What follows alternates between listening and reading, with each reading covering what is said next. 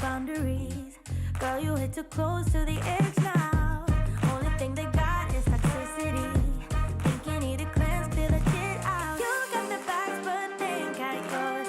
You've done enough, but they still want more. You've been a good friend down to the core. Oh, hold up, baby, don't take it. It ain't friendship if they just fake it. You don't need to put up with their bullshit. Tell them no, no, no, no, no, no, no, no, no. Hold up, baby, don't stress it.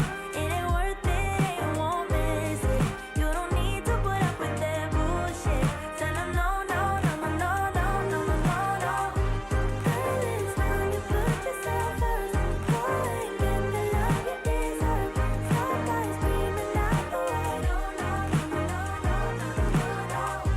Don't let anyone put you down. Stand up straight and hold your head high. Stop by saying it out loud. No, no, no, no, no, no, no, no. Tell 'em no, no, no, no, no, no, no, no, no. Yeah. Tell 'em no, no, no, no, no, no, no. Hold up, baby, don't take it. It ain't friendship if they just fake it. You don't need to put up with their bullshit. Tell 'em no, no, no, no, no, no, no, no, no. Hold up, baby, don't stress it. It ain't worth it, you won't miss it. You don't need to put up with their bullshit. Tell 'em no, no, no, no, no, no, no, no, no, no. Hold up, baby, don't take it. It ain't friendship if they just fake it. You don't need to put up with their bullshit. Tell 'em no, no, no, no, no, no, no, no, no. Hold up, baby, don't stress it. It ain't worth it, you won't miss it.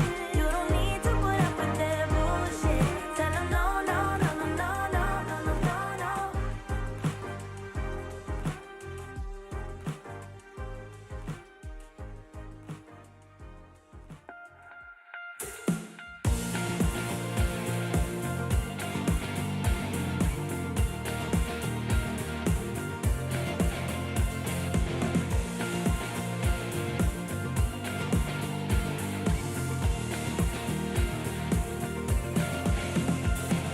Monday, another week, I can't believe I'm counting down the minutes till it's Tuesday. Another day back on my feet. I'm fighting every minute till the weekend, so I can live it up and do it all again and again. Friday we go dive, Saturday we ride, Sunday party and let's call it a perfect weekend. Friday we go dive, Saturday we ride, Sunday party and let's call it a perfect weekend.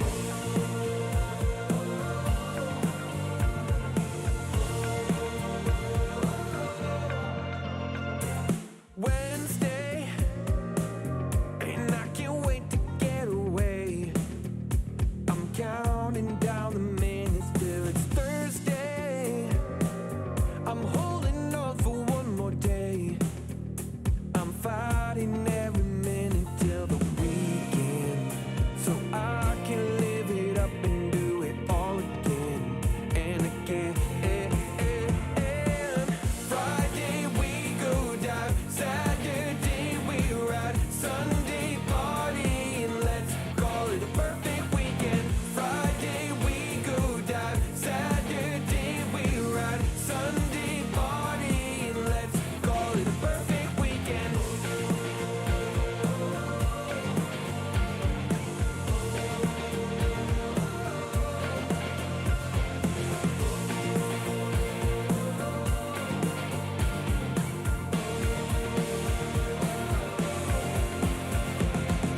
Friday we go dive, Saturday we ride, Sunday party and let's call it a perfect weekend. Friday we go dive, Saturday we ride, Sunday party and let's call it a perfect weekend.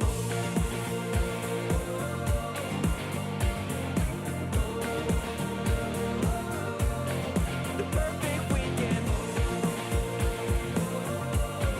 The perfect weekend.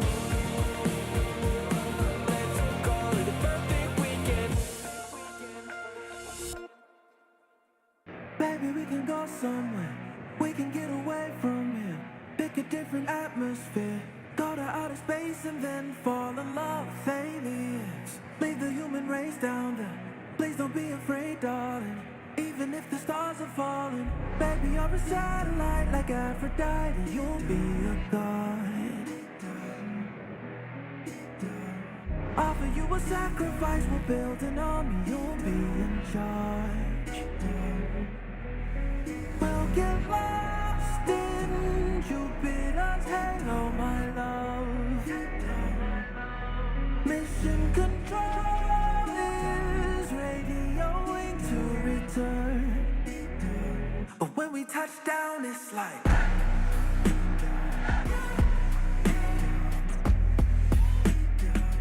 when we touch down, it's like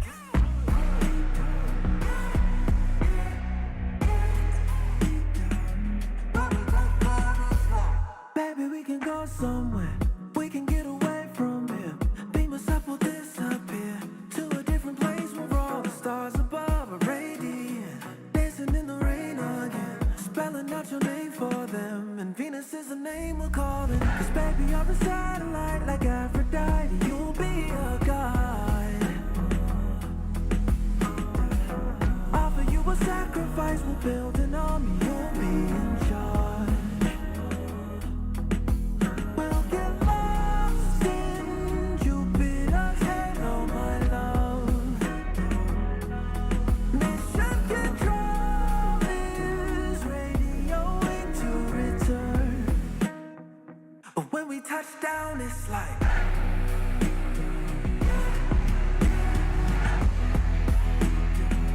when we touch down, it's like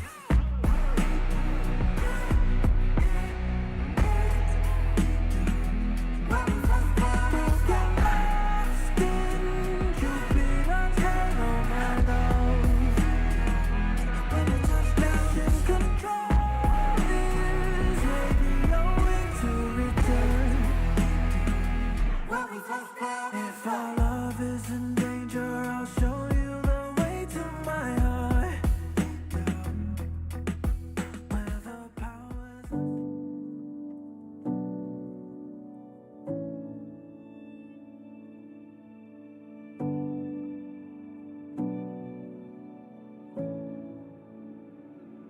looking out, the morning air is waiting for us now. Calling to the space between the clouds. There's something beautiful in the quiet we have found. Something beautiful.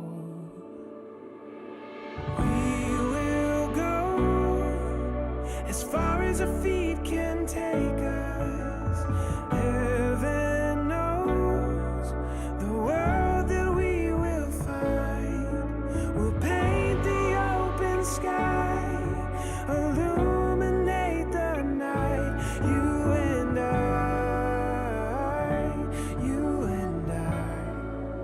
right where we belong.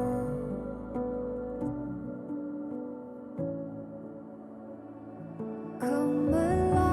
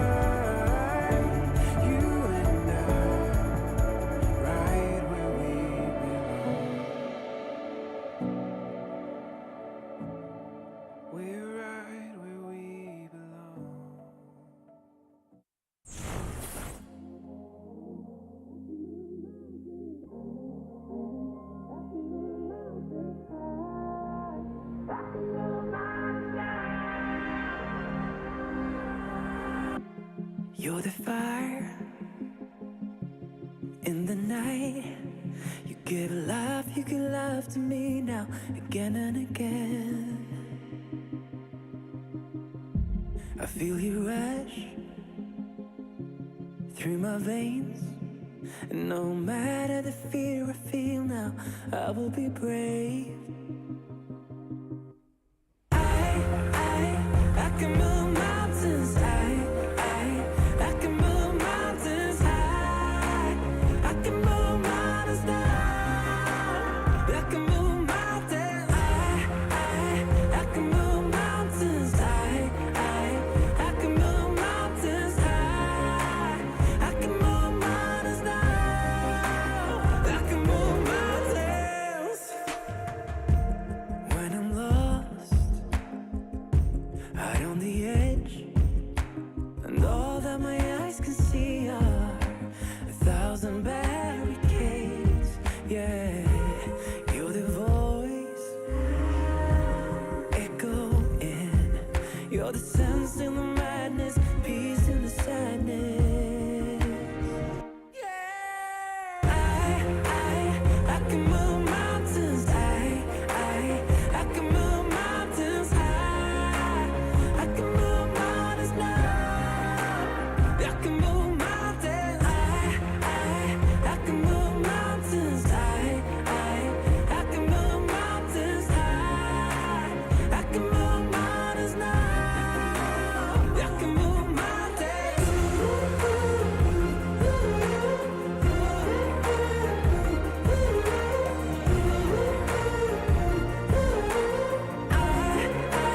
I can move mountains. When I'm with you, no obstacles impossible. The world can change. I can move mountains. I can move mountains high. I can move mountains now. I can move mountains. I can move mountains high. I can move mountains high. I can move mountains now.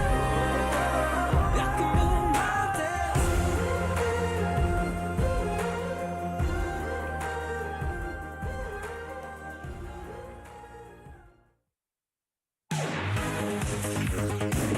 GSL Season 3.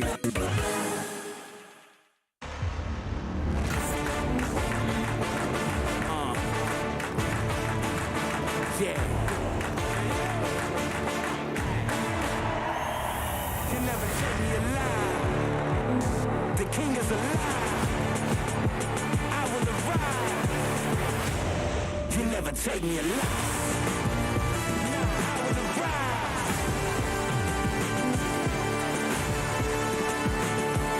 I will arrive.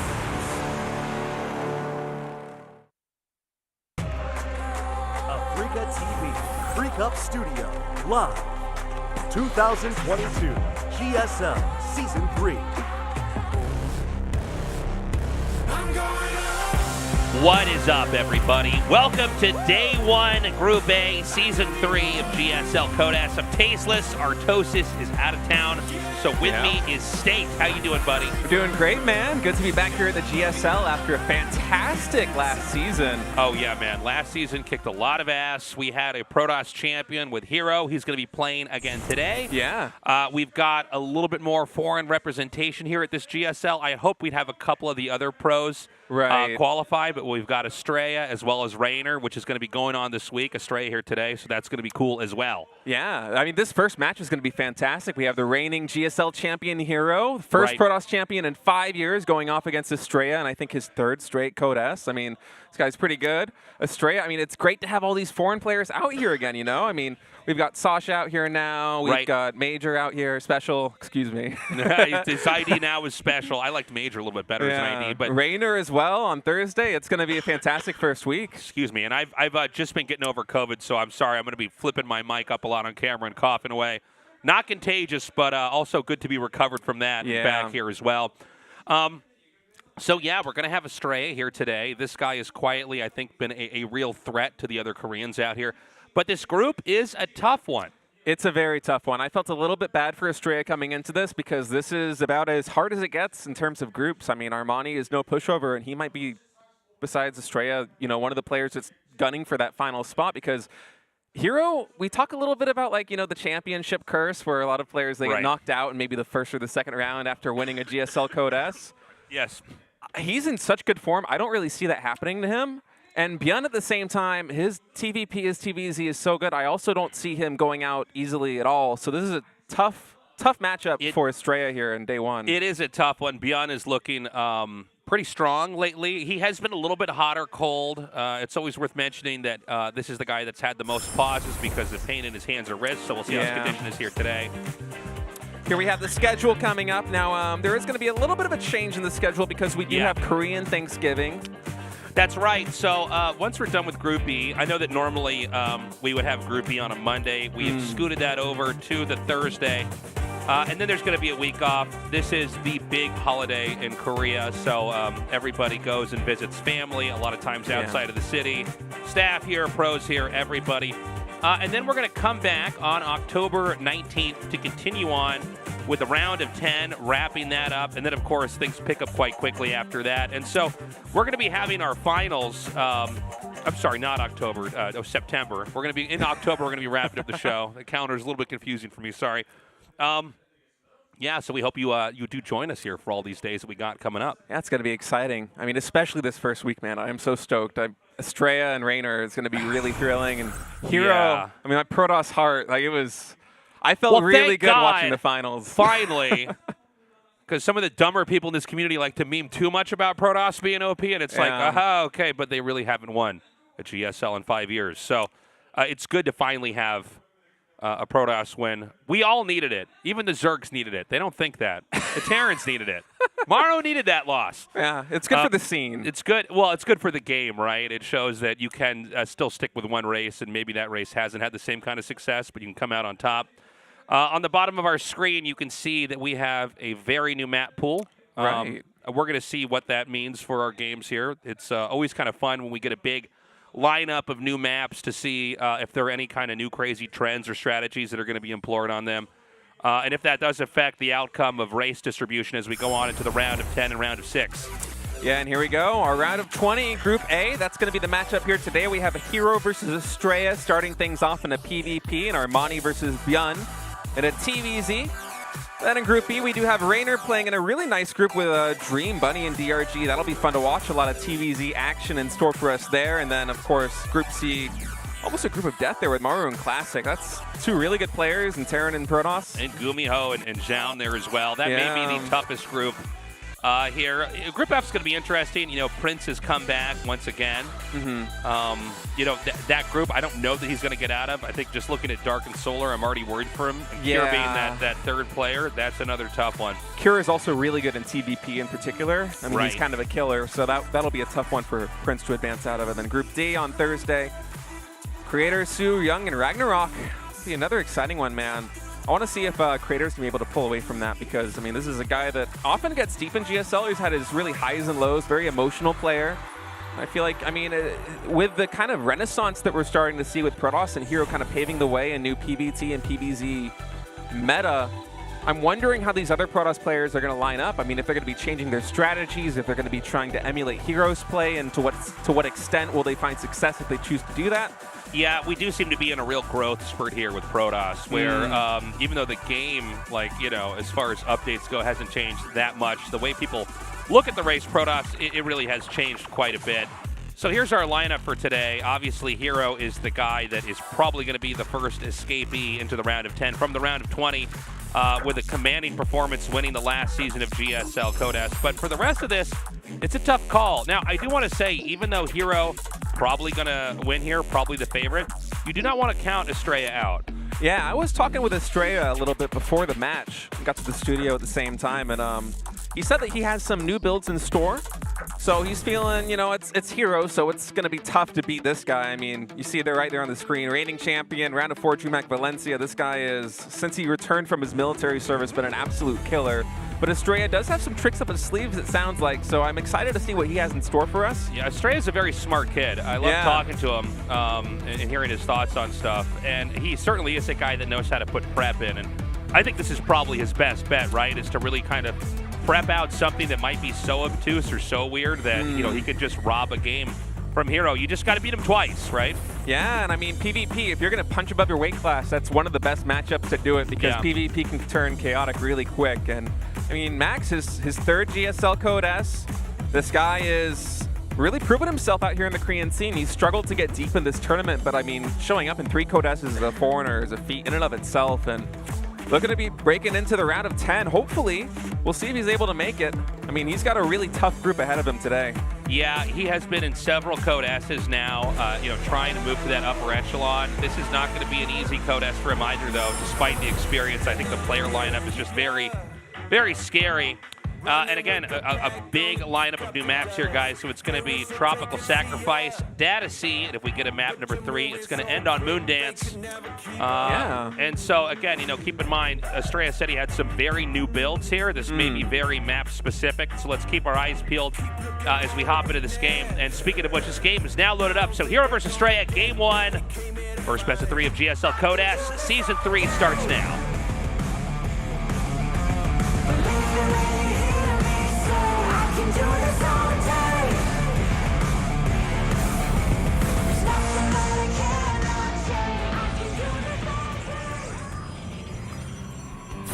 Dragon Phoenix Gaming, Hero.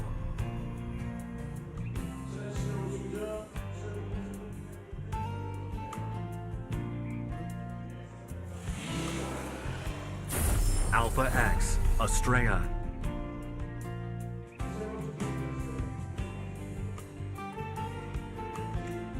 Okay, so immediately, we've got one of Hero's probes actually coming out into Astrea's main. Yeah. Looking like he's going to get an early scout off, and I wonder if this is kind of a check here on the new map to see exactly what Astrea is up to, because Astrea, it does look like he might be gunning for a 1-gate fast expand. We'll see. He hasn't taken that second gas just yet, and Hero with that probe in his base might be able to block that Nexus and cause a lot of problems for him.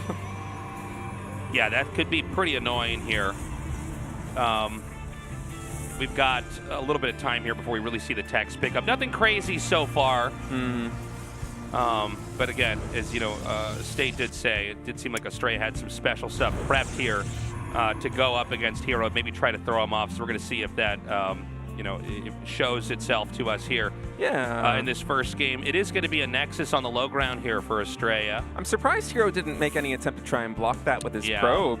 But I guess he's content kind of to let this happen and go ahead for a proxy pylon. It looks like with his positioning, it's, I would bet, going to be a Stargate. Yeah.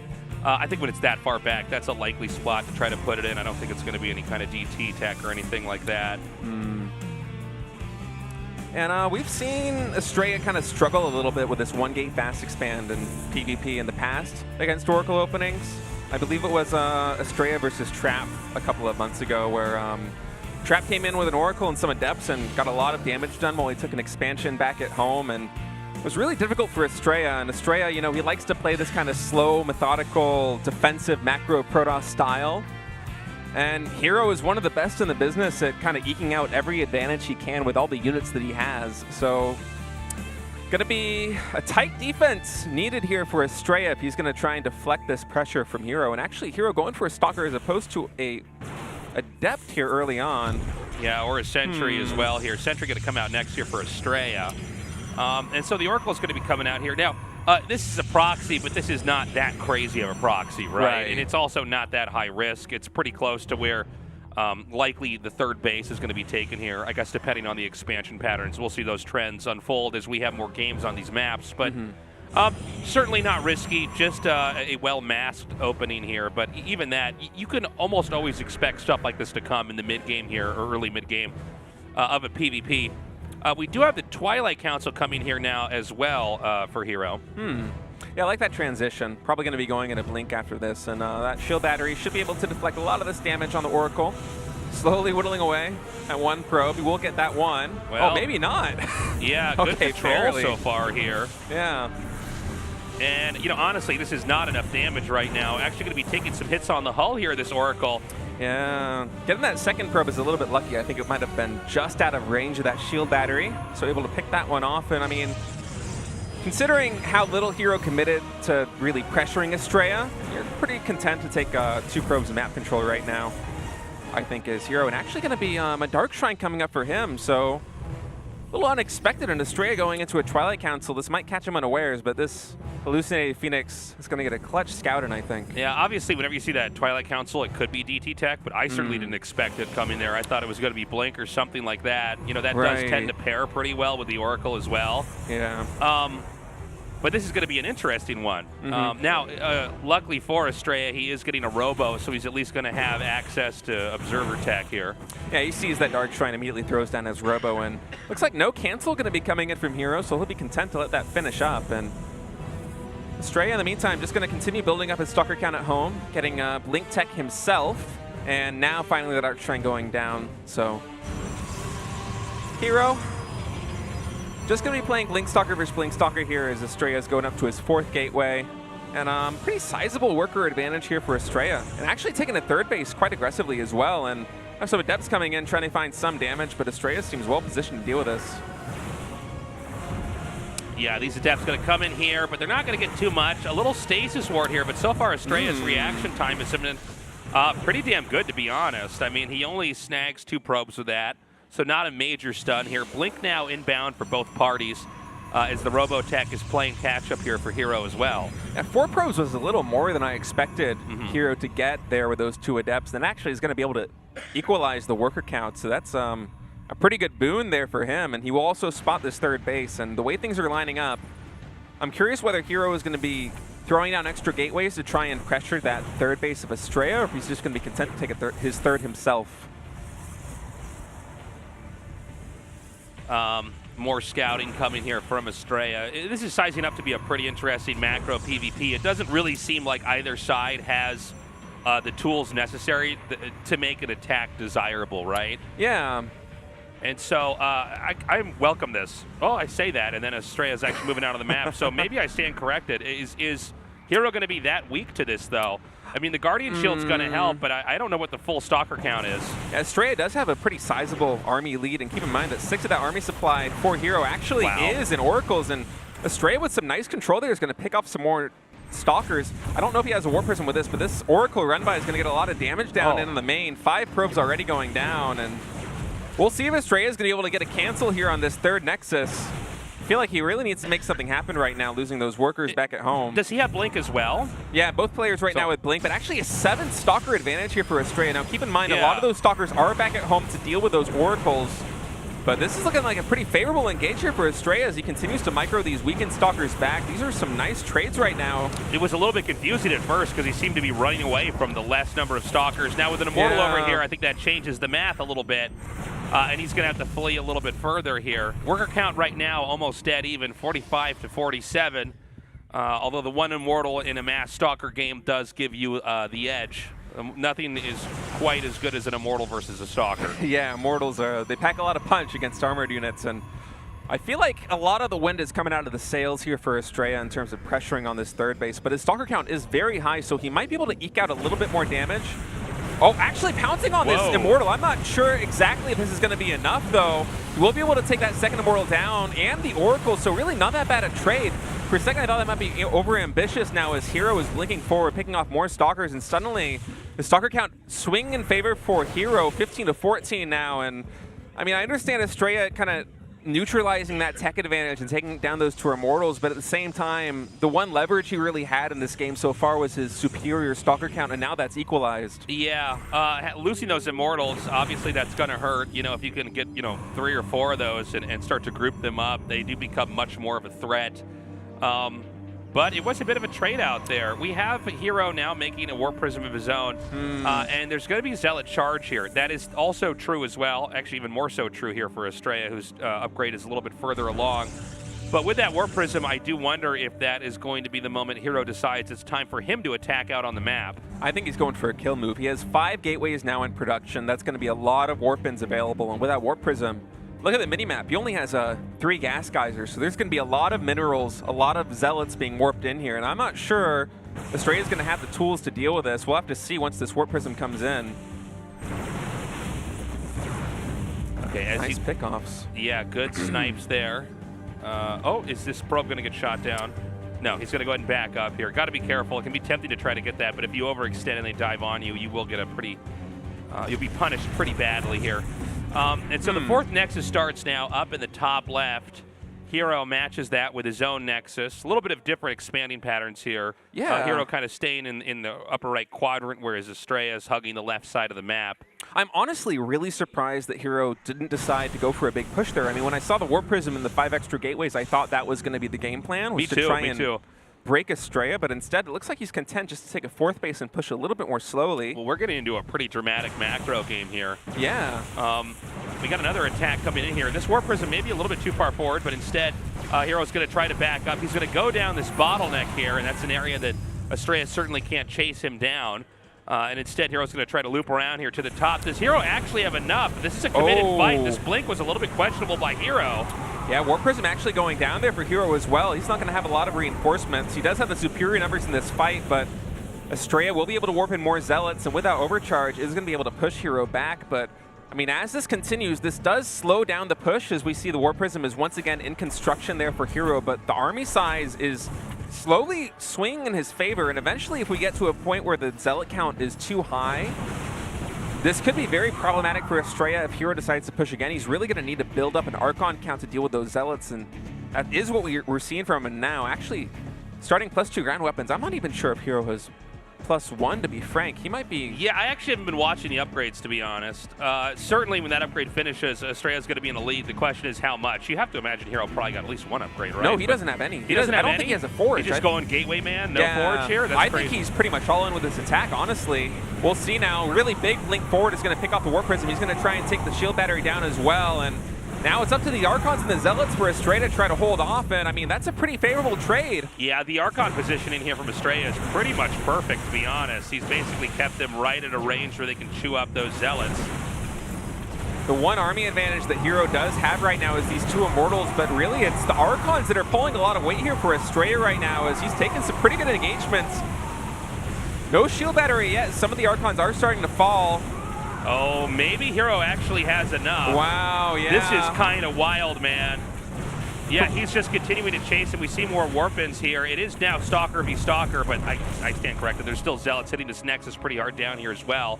Yeah, for a second I thought those Archons might be enough to be able to hold this off. But look at the probe kills here. Something's happening back in Hero's base. Yeah, there have been Zealot run-bys to the 3rd and 4th base of Hero, but right now I think the main story is this army supply advantage that Hero has. I mean, Astrea does have Stalkers, so he will be able to kind of micro away and kite at these Zealots, but I don't know. This is kind of a tough situation because Astrea does have the worker count, but he really needs to stabilize here at home, man. This is a tough spot here at the Natural. Yeah, more Zealots are going to come up over here now. Astrea blinks forward here, but he has to try to continue to run away from these Zealots. Both these guys, their base is in shambles right now. 34 workers to 45. That number's evening out right now, actually.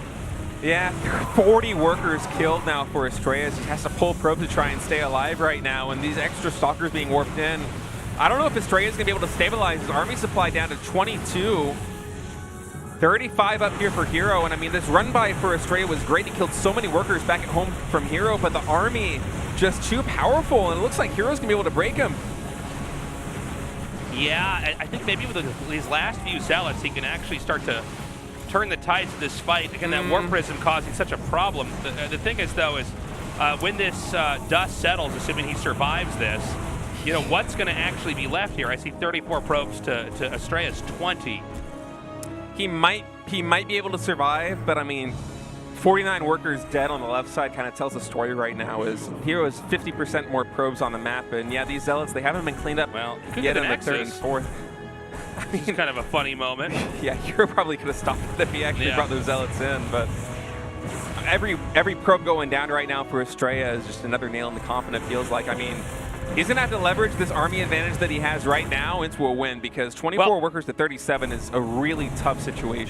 But hold on, State. Let's not forget that there's +2 attack here. That is with true. Small numbers of units. I mean, it is possible that, you know, if we're correct in that, in fact, keep forgetting there's a tab here at the bottom of the screen. Yeah, he has no attack upgrades. Yeah, not at all. So he might just be able to kind of micro and then overpower him. Man, and that would be a crazy game. ending here. And I mean, okay, Archons are out.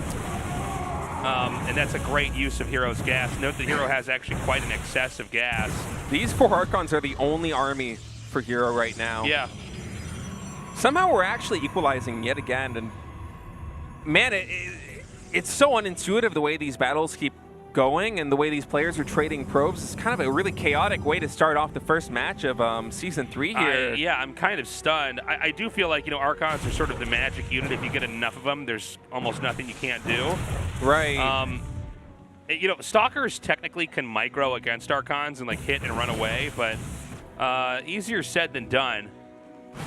I would like to see, Astrea just get some Archons of his own. All he has to do is just start mining from his gases, but he's not doing that yet. No, it looks like he's content just to kind of whittle away the army. That's I can't actually believe going to be he wins. Yeah, man. Wow, dude. What a game. So many moments where I thought Hero was down and out, and then Astrea was down and out, and somehow the tide just kept turning, and Astrea is actually going to take game 1 off the reigning GSL champion. That's insane, dude. And that is a very special type of game. We don't really get PvPs like that basically ever here at GSL. Yeah. But it was one of these games where they both took so much damage that, yeah, I think that +2 attack upgrade made a big difference. Stalkers can run away from Archons. It's not that easy, but between that and the Zealots running back in, wow, dude, I can't even believe it. And Hero going for an unusual style, ditching upgrades and trying to go for numbers instead. Yeah, I was surprised that he didn't push earlier, considering that he was completely foregoing the Forge and just sticking on. I mean, when the 5 gateways and the Warp Prism came out, I was looking at it and I was thinking, okay, this is the moment. You should come in here for the kill. And yeah, I guess Astrea was just able to buy enough time as we're getting ready for set 2 on Data C. Can Astrea close this out and go 2-0 against the reigning champ? Let's find out. Game 2's ready.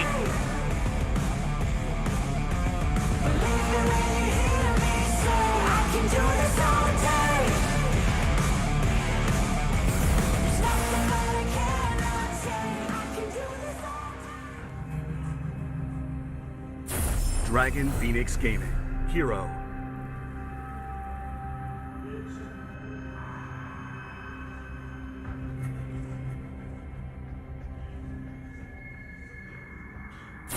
Alpha X. Astrea.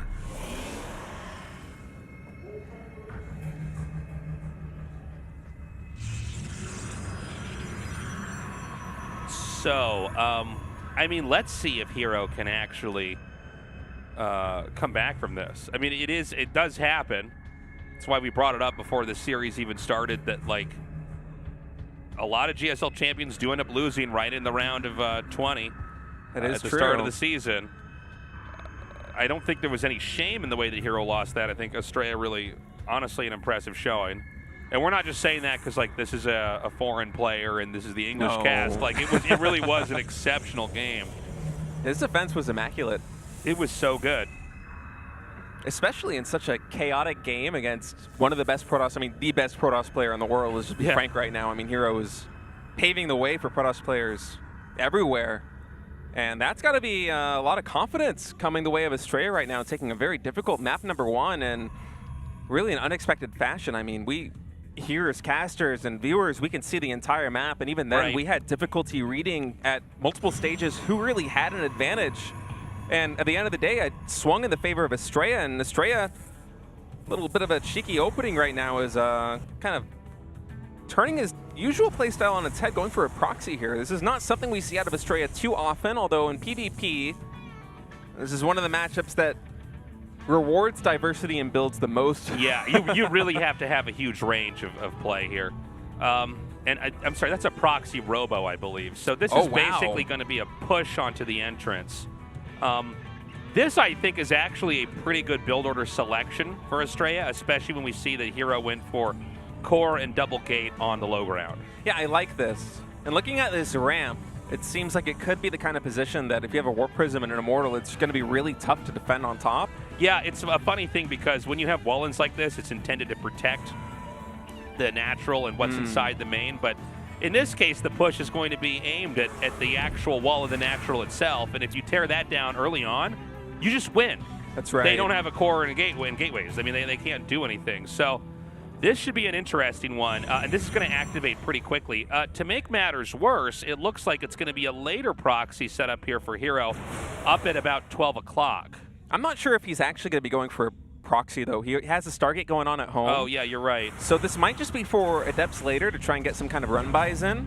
So I think he might have an inkling of what's going on right here, scouting the double gas and the 2 gateways on the low ground. He thinks this is probably going to be some kind of pressure. He might even really suspect that it's going to be a Robo and actually going to be an Adept drop to open things up here before that Immortal comes in. And yeah, Hero knows that something's coming, and we'll see what unit's going to be out of the Stargate. It will be that Oracle. He has plugged up his entrance here. Oh, now this could be bad. Oh, my gosh. This could be really bad. That pylon is quite vulnerable. This run by in the main is going to be able to get a lot of probes, though, in the meantime. And that pylon, if that goes down before the Warpin's going to be able to come in, Astrea won't really have a lot at home. Yeah, he is getting workers killed here, but this is, again, kind of a chaotic opening here. Yeah, well, if he has no battery, all he can do is make the Immortals there. Now, 4 Stalkers can be killed by an Immortal. But that Immortal is only in the 3rd base now. It's only working its way up to the main now. And these 4 Stalkers, they're going to go uncontested. They will be able to one-shot probes. And Astrea's going to have to recall, but he's recalling. Oh, he's actually recalling the Immortal. Okay, I like this play, but that's a lot of workers still going down for him. I mean, both guys, players man, down to like 17 probes. I know, this is such a bizarre series. Oh, the thing is, the Oracle now can't really help out, he can't stop it. So this is brutal. And even the Cyber Core going down now for Astrea, things are kind of falling apart. That pylon was just critical there for Hero. Yeah, well, he wasn't expecting the 4 Immortals to come up like that. Now, 2 Immortals and a Warp Prism can make magic happen. So that's true, but Hero has a Phoenix in production, and Astrea doesn't have a Cybernetics core. He's not going to be able to make more. True. He can't make Stalkers. He literally cannot make units that shoot up. The Immortal body parts almost hitting us here. He doesn't even have a recall available to bring this back home because he had to recall the Immortal back earlier to defend. So he's going to have to walk all the way back with this Immortal. And this is just kind of falling apart here for Astrea. He is 5 workers down. Hero kind of has the rock, paper, scissors counter to this proxy Robo right now with a Phoenix count building. And it's going to be another Immortal taking a lot of damage. And I feel like Astrea might just be checkmated here. Yeah, I think we actually may be going into Game 3 in a second. This is just looking worse and worse. I gotta say, these guys make crazy games. GG Hero takes Game 2 in another extremely unique game. I don't think I've ever quite casted that game before, just like Game 1. And it's so funny, we were talking about how Astrea was fine, but I was not expecting the 4-Stalker warp in, nor was Astrea. I was thinking it might be just for like an Adept run by or something like that, but Hero, I guess, was content just to really commit over there and try and pressure that wall in. I mean, we thought that it was going to be Astrea that was going to be pushing the wall in of Hero with the Immortals, but in fact, it was Hero that pushed in and not only took down the pylon, but also the Cybernetics core. Yeah. I mean, if you kill your opponent's Cybernetics core that early and you have a Stargate up with Oracle and Phoenixes, you're feeling pretty good. All right, guys, we're going to Moon Dance for Map 3. I really don't know who's going to take it. These two have had such close, such crazy games. And I don't expect Game 3 to be any different. Again, the GSL Code S Season 2 champion going up against Astrea in his 3rd GSL ever. And one of the only foreigners here we've got. It's been great so far. Let's see who goes on to the winner's match in Group A. I can do this all day. Believe me when you hear me say I can do this all day. There's nothing that I cannot say. I can do this all day. Dragon Phoenix Gaming. Hero.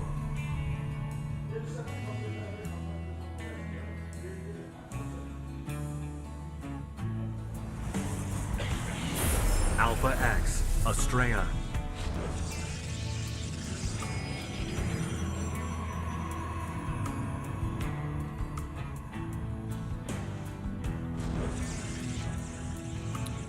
All right, so both players opening with a gateway on the high ground here. This is not a high ground natural expansion, so a lot more difficult to make anything work with a low ground gateway here in PvP. And Yeah, this is going to be a fun map to see what people want to do with these kind of back door bases here. Yeah, it's led to some interesting games in the qualifiers that I noticed. Because you only have that one gas geyser, so you still are rewarded for taking that forward expansion. But having a backdoor expo, it kind of changes a lot of the math in terms of how the early game pressure builds really work out, you know? It's tough to make magic happen. Well, it's also, you know, depending on if they scout it or not, it creates some ambiguity. Like, do you have a third or not? A lot of times you just scout for it outside their base and you see it, right? And so you can have games where maybe you do power on 2 bases very quickly. There's special types of attacks you can do for that. You can also take a third base very quickly. It's true. And just kind of make it this crazy resource gathering race. And so, yeah, I expect to see a little bit of both as we go into this map as well. And again, I think these new maps are a welcome change here for GSL to kind of really force some strategic shuffling to go on. It's always fun when you add new maps to a competitive pool. It's tough for the players, of course, because they have to learn all the nuances of these new battlegrounds and try and figure out what the best openings are and kind of refine their builds for it. But us as viewers and casters, we don't have to do any of that work. We just get to enjoy it. We just get, we get to make wild speculations and then figure out if we're going to be right or not. Astrea might be able to spot this proxy target, actually. I think he is. I think this probe, well, is he going to keep chasing this? I hope not. He is going to turn around. And it doesn't seem like there's as many good hiding spots on this map for stuff. I might be wrong. Again, the map's very new. Yeah, it doesn't seem to be too many, and Astrea, I believe, did just barely catch a glimpse. Oh, my actually God, missed he it. did not. Well, he will come around that edge and eventually find it out. No, I think he's going to actually... Oh, no, he will. Yeah, okay. He'll get it. I like decided there was a path back there.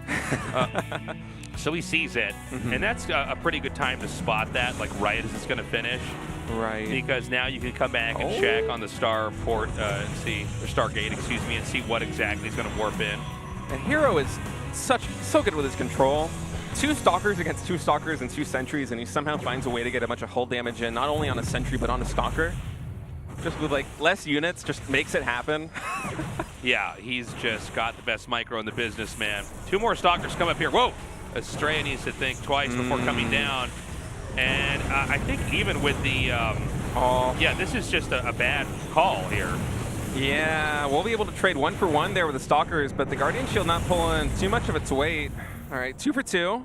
I guess you take that, but Hero is happy to take away any ground units he can from Astrea, because that's going to make this Oracle even tougher to deal with these Stalkers pressuring the front. I mean, yeah, you are able to defend your main base now, but that means that now the Expo is exposed, that pylon is getting taken down, and now you have Adepts to deal with, and suddenly Astrea is stretched a little bit thin as Hero back at home taking an expansion of his own. And Astrea needs to reclaim this. The shields are at half health there at that base. Blink is coming in here for Astrea, so he's going to have the initiative with this. The Twilight Council, assuming that Hero goes for Blink immediately when that finishes, it's going to be a full upgrade length before he can catch up. So that's pretty big. Astrea may find some opportunities. First, I want to see if he can just keep this this Nexus alive here. I think he should be able to. I don't think that the production for Hero is such that he'll be able to stop this, especially with this really nice Adept run by coming in. Hero actually caught unprepared for this. He's going to have to recall back home, and he might lose 5 probes to this, if not more. All right. Yeah, that was cleaned up pretty handily. Oh, he's going to dive. Is he going to dive the sentries? I think so. I think he wants to kill the 2 sentries because then things get a little bit harder. Now, he is going to see that Blink is coming, so he's going to be aware of that too here. But he's taken out a very important tool here for Astrea, which was the... Oh, nice. And even getting some probes here. But bad rally, maybe? Taking out the Oracles there. Yeah, I can't explain why probes would have been there. Huh. That's got to be. And now Hero equalizing the worker counts quite a bit after Astrea had a really tight defense there at the beginning. Now, is there going to be a moment here that a Hero could try to leverage this? I think he's beaten up Astrea pretty badly, but I think Astrea is still going to be able to play the game out. He's getting a robo. He's going to have that Blink finish, but I think after the last couple of events, I don't know that he's going to have an opportunity with the Stalkers like I thought he might have. No, and it will be tough with 2 Oracles on the map as well, because the shield battery is not going to be able to cut it back at home. They can still one-shot probes. Right. You need a handful of Stalkers at least to deflect them. And Stalker counts in Blink mirrors are yeah, they're quite important. Micro goes a long way, but often the player with more stalkers usually wins those battles. So it looks like Astrea is instead going to be potentially gearing up to take a third base. And yeah, I like this play from him. The Dark Shrine here, I think it's not a bad call at all. Try to get something done with some DTs, or maybe if you need to, switch into Zealot Archon. Hero, in the meantime, just going to continue to gather intel. Looks like he himself is also gearing up for a third base back at home. Both players gearing to take that backdoor expansion, and Hero might be able to find a little bit of damage in. Not able to spot that Observer. Revelation would have been really nice to pick that off, and Oracles and Blinkstalkers, they have a lot of synergy in terms of being able to outwit your opponent and outmaneuver them on the map. But Astrea with that Observer does know that this pressure is in the cards. And I don't know if he's going to pop in or not. Okay, he's got to be careful. It's important that Astrea doesn't just blink in too far either. I mean, this is a booby-trapped position with the stasis ward set up here. I don't think he will. He had a full scout on this earlier with an Observer, if I'm not mistaken. So I think you're right. The DT's going to slip out. I don't know the Hero saw that. By the way, both taking a third base now in those little backyard areas. Hero might not have actually seen that one because I don't see any reaction from him back at home. He does have a Forge, which can be used for cannons, but we'll see. Oh, I love this play by Astrea, just immediately neutralizing that stasis trap. And with the Stalker counts the way that they are, 4 Stalker lead here for Astrea, and Hero does not have a Robo, he doesn't have a Warp Prism. Astrea just kind of preventing all of these traps from coming to fruition here and just giving himself a lot more leeway. And the Blink, the DT is now here at the natural, and there is no response for Hero. Okay, he has no detection. Yeah, so he's going to go ahead and try to recall this back home. Already 7, now 8 probes killed. He does actually get the kill on that with the Oracle tag, but like, that's a lot of workers down, man. It is. This is looking fantastic for Astrea. He even has a Stalker advantage of 3 right now. Doesn't have a Warp Prism with his attack, so Hero may be able to neutralize that advantage with some Warp Prism. But actually, some catches. What? Wow, Hero kind of uncharacteristically losing Stalkers there, bringing them back at home. That was weird. It's like he warped them in on the other side of the map and then bound them to the same control group, and they just came home. Right. I think maybe those Stalkers were caught out of position on the recall or something like that, and they just walked back home. Oh, you know what? That probably is what it is. I was trying to figure out what it could be. I think you're right. Hero, I feel like he needs to find some damage right now. Astrea is just really kind of has his number right now in these macro games, and Hero will be able to get some damage in. 5 workers neutralizes this quite a bit. Is actually Astrea wasn't pumping probes fully, I think, at the meantime, as Hero surprisingly actually has a worker advantage. I didn't think that was going to be who had the economic lead after the DTs came in. Yeah, me too. Double Robo now for Hero. Huh. As he's been playing a very different mid game here in the PvPs where we get that far along. Again, I don't think that either side can really attack too heavily into the other as things have calmed down a little bit, but we're already going to 4 bases. And by the way, these are a lot longer than what many of our PvPs go to, by the way. We've had a lot of PvP series that will wrap up in like 25 minutes. Oh yeah, the whole series, even if it's 3 games, it'll be very short. That's including like commercial breaks and like downtime, you know. Us filling in between each of the games and everything. Yeah, it's kind of crazy. Yeah, Astrea really showing up here in his first match, and a matchup that probably a lot of people were just writing this off as going to be a Hero 2-0, and Astrea is really bringing the fight. Actually, a 20 supply lead in his advantage right now coming in here in map number 3, and I'm really liking the PvP play we're seeing out of Astrea. I mean, again, coming into today, I was thinking it was probably going to be Astrea having to battle through ByuN and Armani to really come out through in the lower spot if he wants to qualify for the round of 10. But this is looking like he might actually have a chance of taking down Hero. He is really punching high. Punching above his weight for sure. And, you know, if Astrea does win here, that is a big seismic shift in the whole direction the group's going, right? To have Hero fight for survival, probably win, and then eventually get out of the group regardless. By the way, the push is coming out, completely massacres that one Stalker that's there. It's 101 army supply to 68, and I see Archons and more here. for Astrea. Does Astrea just kill him here? He might. There are 2 disruptors in production, and I feel like those, once they pop, are going to be critical for Hero getting his defense down, as Astrea right now posturing here. You see there is a nice choke at the natural. That's going to be a really good defensive position with the shield battery and the disruptors. This is a tough spot to break, even with the army lead here for Astrea. Yeah, Astrea set up a very good position. It's hard for these stalkers to get away. And in the upper right-hand side of the screen, you can see the damage is being dealt. So he zoned him out very, very nicely. This is a very dangerous position here, though, as the army supplies are starting to equalize. Some sentries do get caught there. Now, again, the disruptor shots are so important. Nice cancel, and the rewarp in was sick, dude. Wow. Now, the cooldown in disruptors can be a little bit uncomfortable right now for Hero. That's true, but 2 more disruptors just popped, and this is going to be tough. Once you get 4 disruptors, suddenly that cooldown becomes less and less of a problem. You could fill that in with disruptor shots, and eventually they fully recycled their cooldowns. Astrea is going for blink DTs as a response to this. This is not what I expected.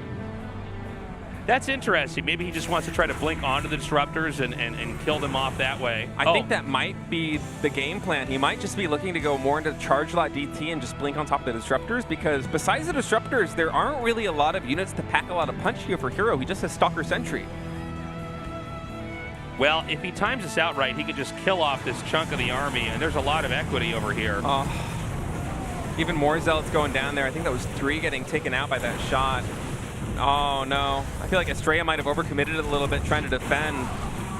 Oh, Hero, that's so many Stalkers right now, and Stalker Disruptor with such great synergy. This is going to be really tough for Astrea. I mean, this drop right here is great.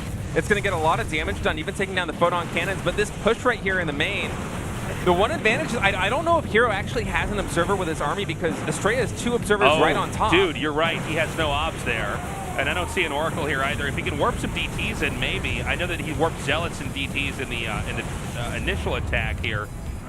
Yeah. And I don't see observers making. Dude, now does he notice this? I think he has to. I mean, he has the observers ahead of on top of the army there of Hero, but the thing is, like, the army count is just so advantageous here, 98 to 29. Well, yeah, I mean, this is just too much of a wrecking ball here. He's just destroying everything. The Oracles are still alive. I didn't even realize that. Yeah, I think the Hero wins this. This was, again, a great game, though. Really interesting.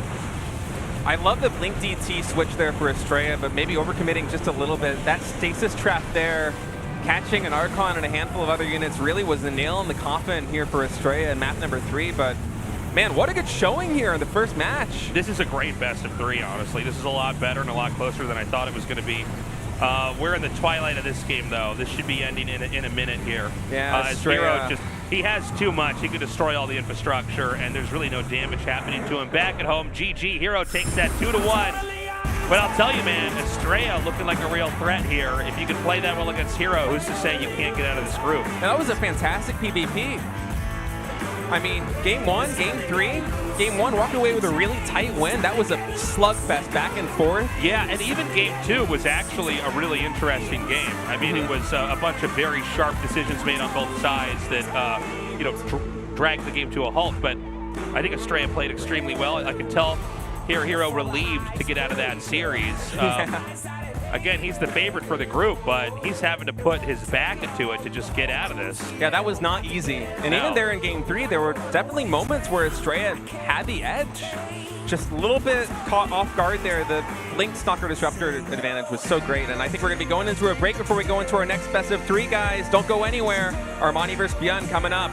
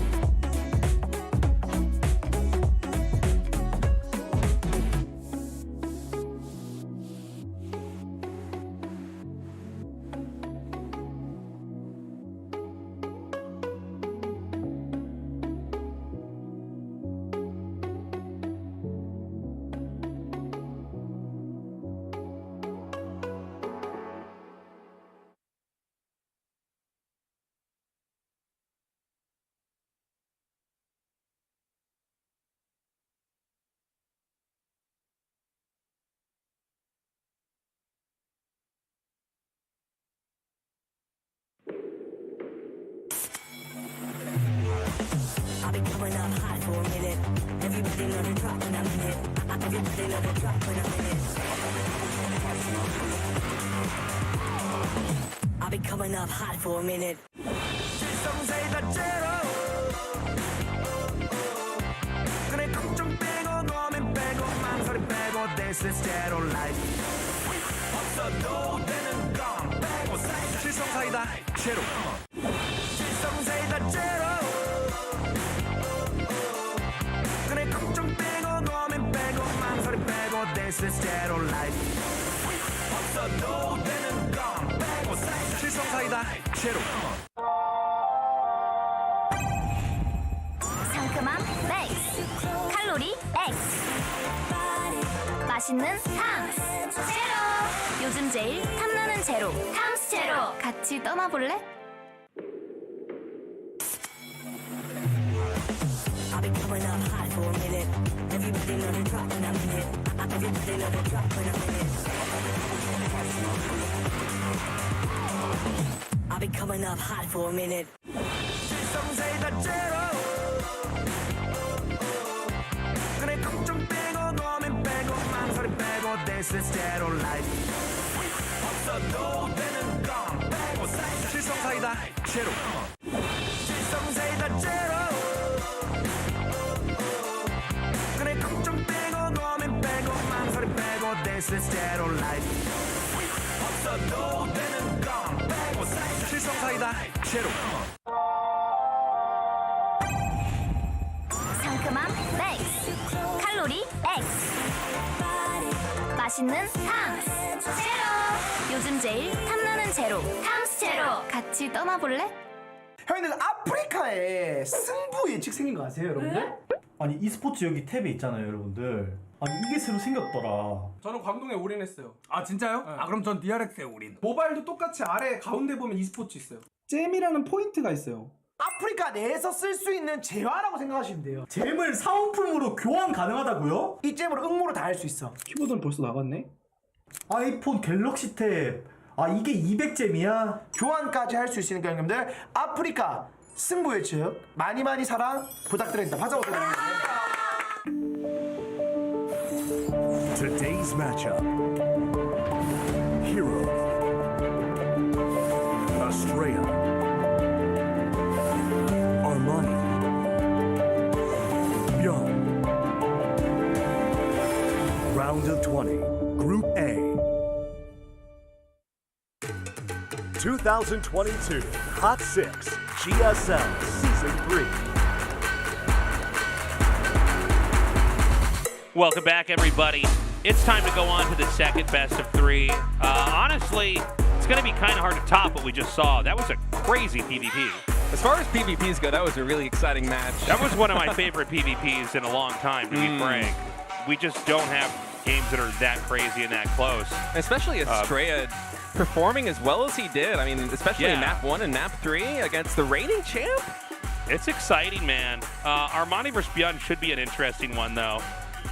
Something tells me, maybe I'm wrong, you know, TVC is usually our longest matchup right now in the meta. I don't feel like it's going to be long with these two. I think these two both make for shorter games. They have styles that are more engineered to try to end things quickly.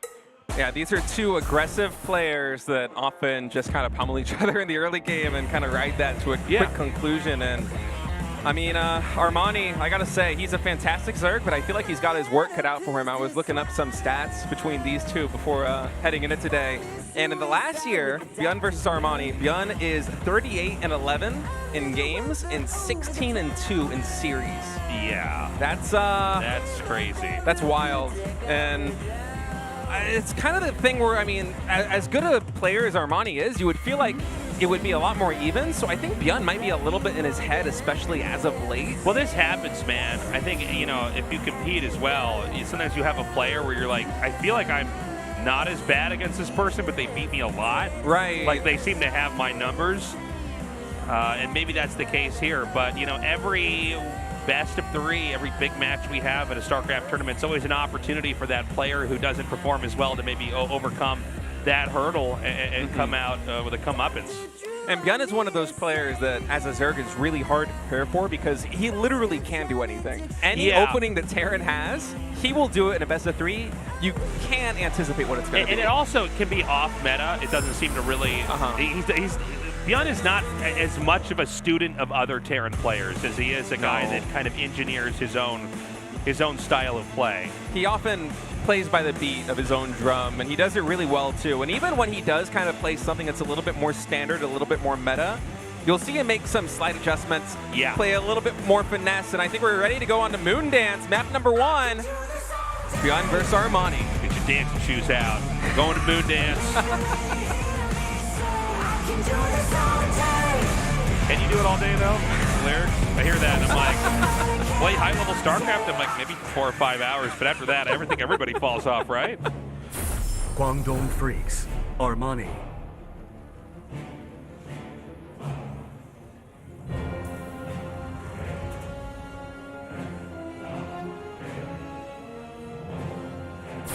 Shopify Rebellion, ByuN.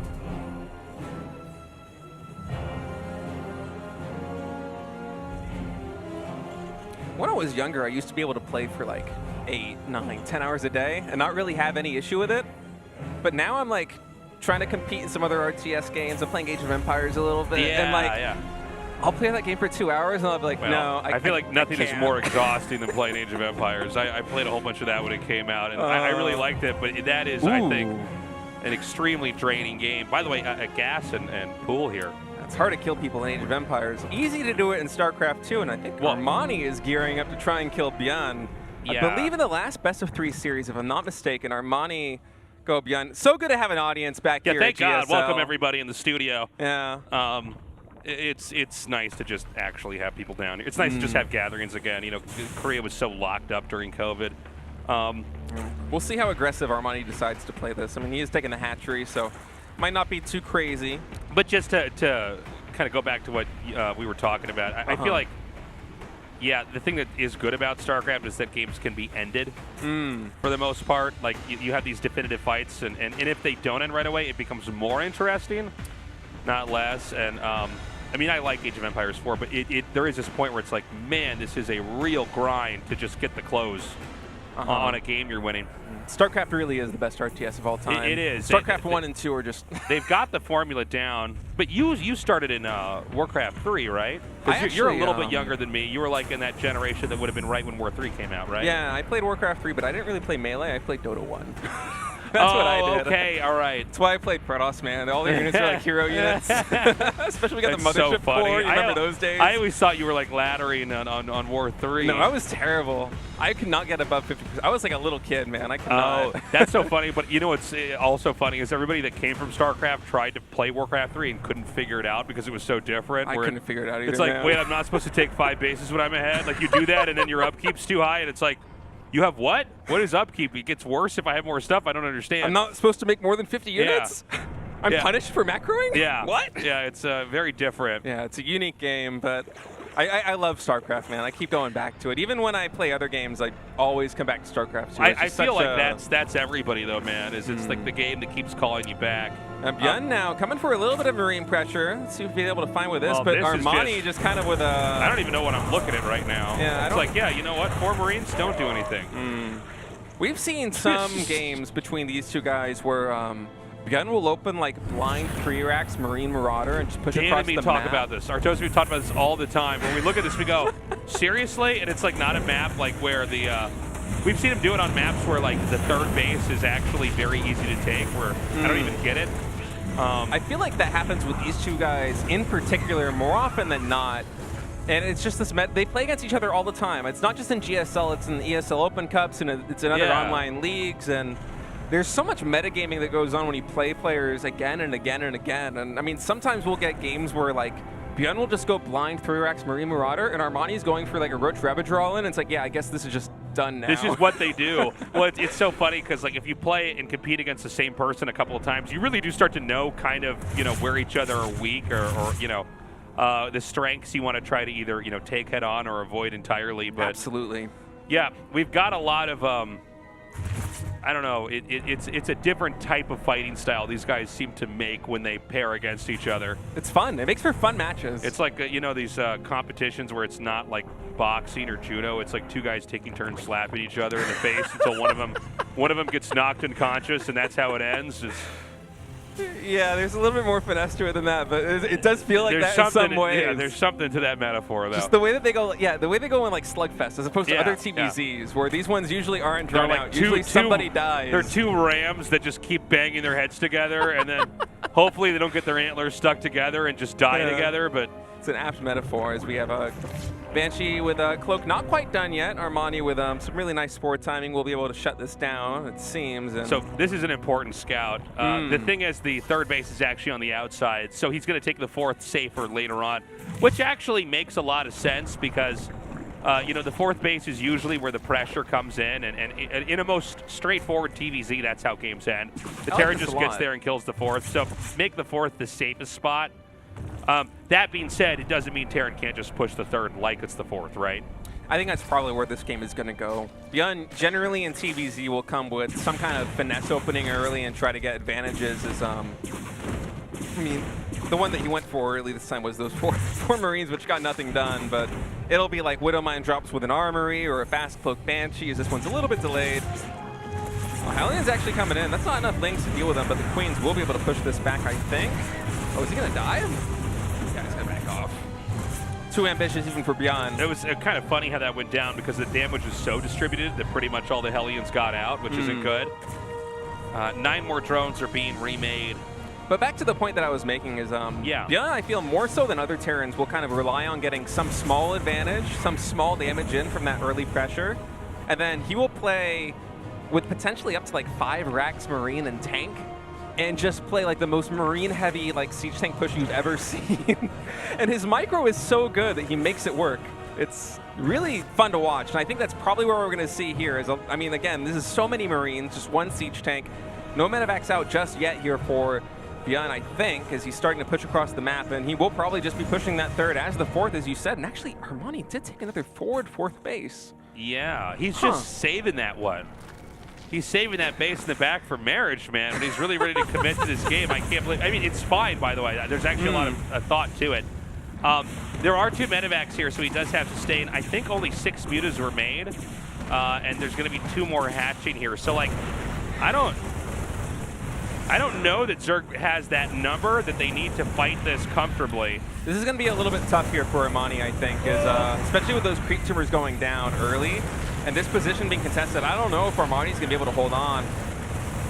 Just a really strong timing push right now, and losing a lot of Ling Bane early like that can just be so devastating, because it's kind of the army that you need to come in one fell swoop and just wipe it out the bio. Like, this is looking really bad. Yeah, I mean, okay, so he does get the tanks, there's that, but there's not actually that many Banes here. Whoa! Oh, really close right there. Only 4 mutas up, I think, and 2 of them are going to go down. He's going to try and trade those out and delay just a little bit, but these Marines continue to be a thorn in his side. Yeah, it's funny. Like, he tried to target down the medevac, and that didn't work, and there's more reinforcements coming. And honestly, I feel like Armani's kind of bled off a little bit too much. We've got 2 more fresh medevacs coming in here with energy, which is going to give him that sustain. 2 more tanks that are going to siege up here. This hatchery, dude, it's at a 4th health.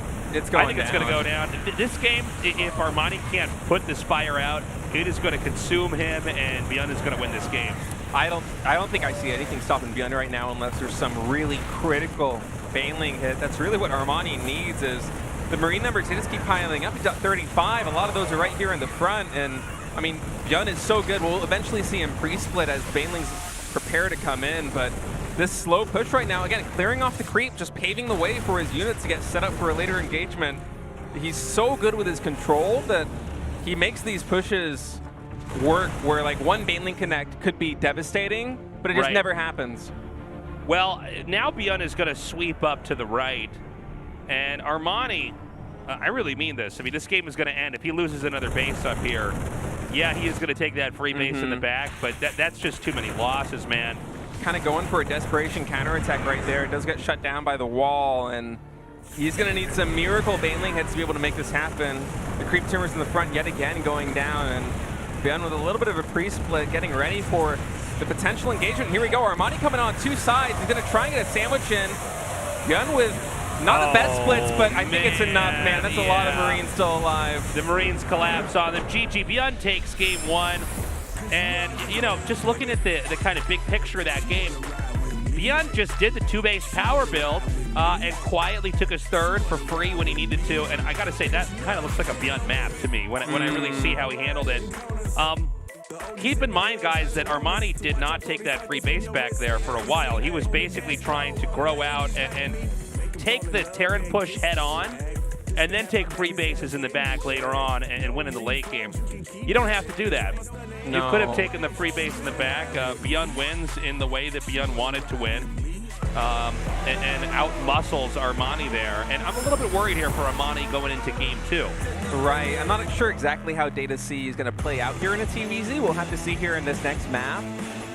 But ByuN is just, he's been playing really well, especially in TVZ lately, man. He's tough to stop, but it feels like any start that he has when he gets to that Marine tank push, his control is just impeccable. And I think game number 2 is ready. So we're going right into Data C. Data C, not A or B. Let's do this.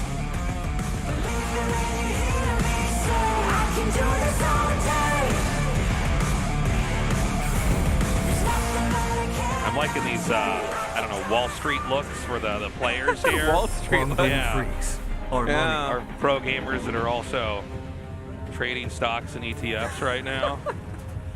I like the tuxedo aesthetic. It's a really. I like it. I like the, yeah. It's nice. I like the Wall Shopify Street look. Rebellion. ByuN. It's better than what we had last season, which was Beekeeper or something like that. Very outdoorsy. Yeah. They were on a safari hunting endangered animals. I think this one is a little bit cooler. Yeah, I like it. So props to a freaking TV for the that design for the pros. Now, It's always fun when we have like new art designs coming in or new concepts for each season. Yeah, a lot of love goes into the show.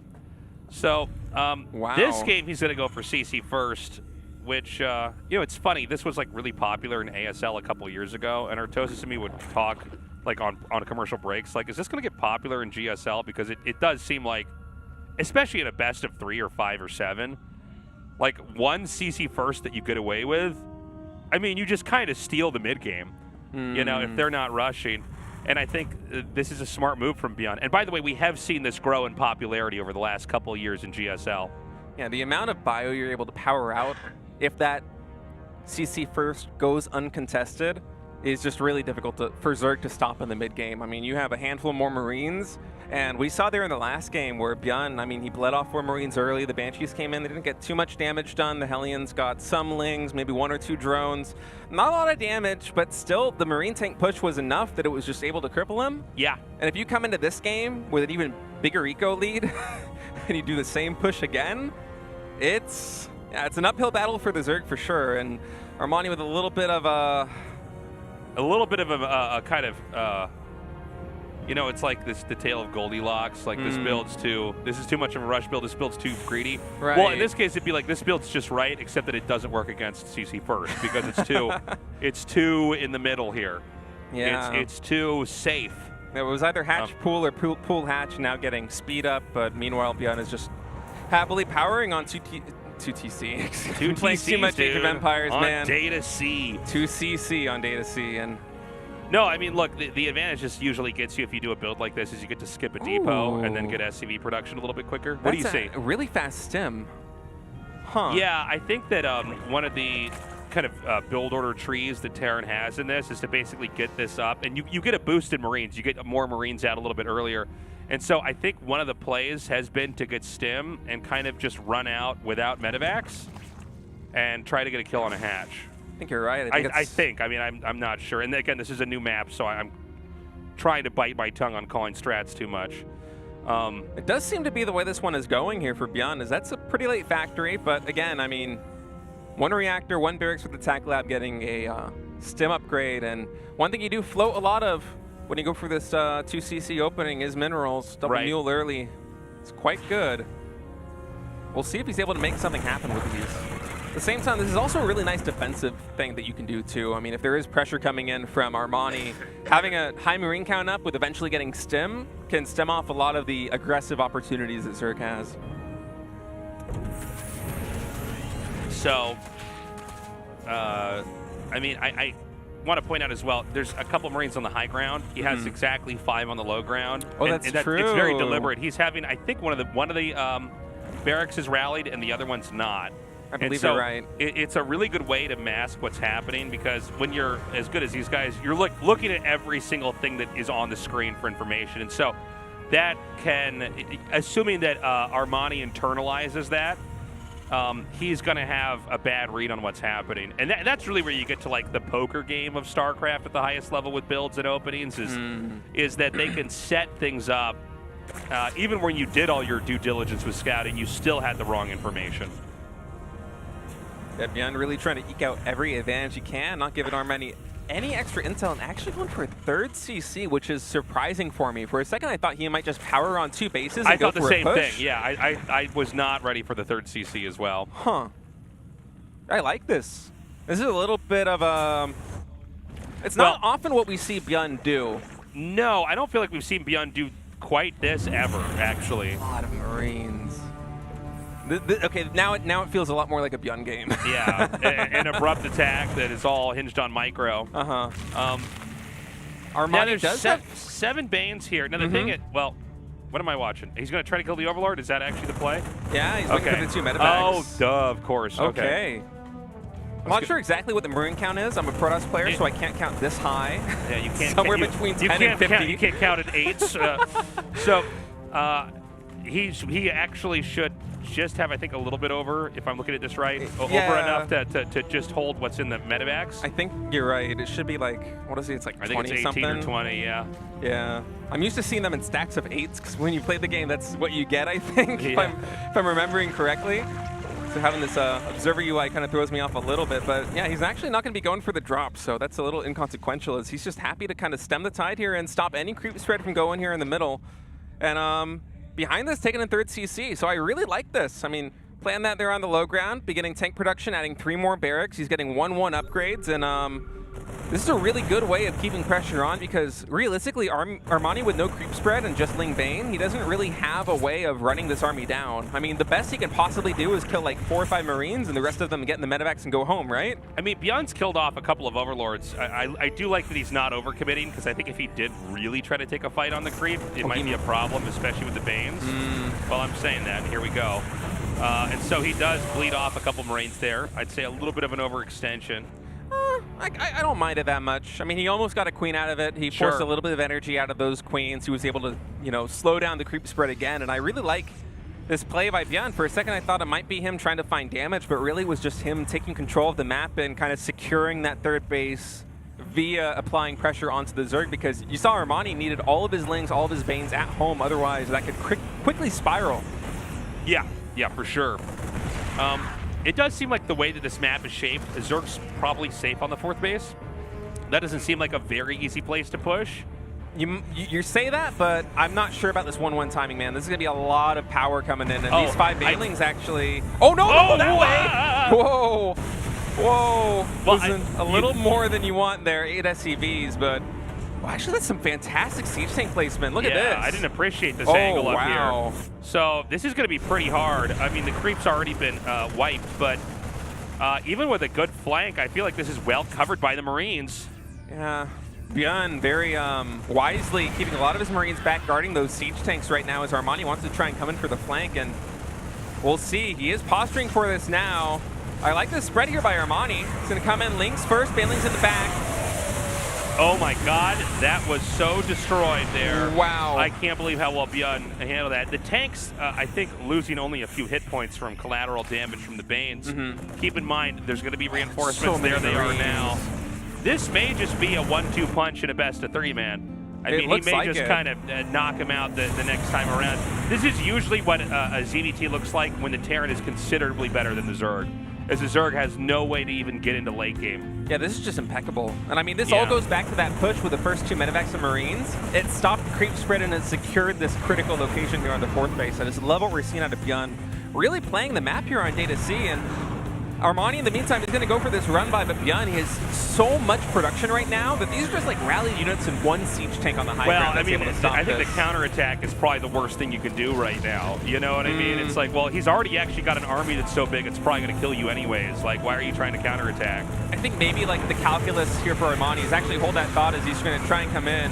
Not even able to get that siege tank, man. That's brutal. It's so rough, dude. Look at that tank. It's barely alive. Almost a 50 supply lead now for ByuN. It's all an man. army. I think we're just going to see him pick Armani apart now and slowly push here. This is...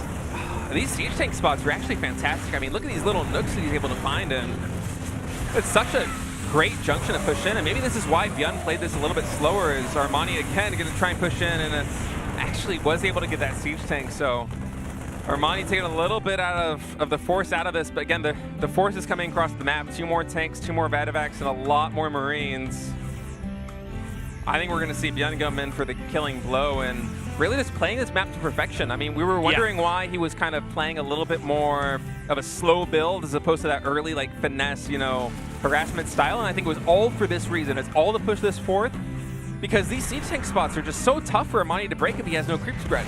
Yeah, and you know, this is really ByuN, I think, saying to Armani and everybody else, I am actually just better than Armani, and this is how our games are going to go.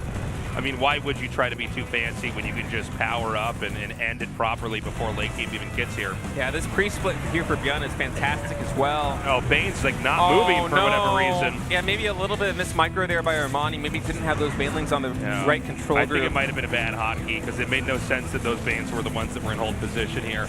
Now it's going to be Queen's Blood off here. It drops over at the other base.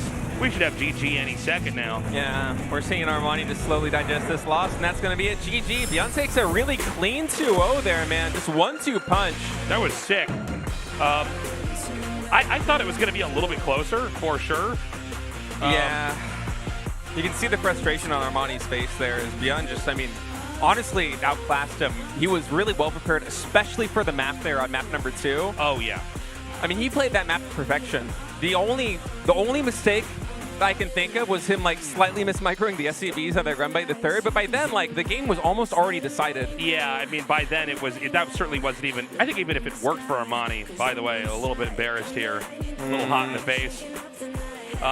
Yeah, I mean there was, even with that attack, let's say it worked, excuse me, no way it's going to win the game for him. Hero versus ByuN is coming up, and the winner of that is going on the round of 10 as the first player for GSL Season 3. We'll be right back.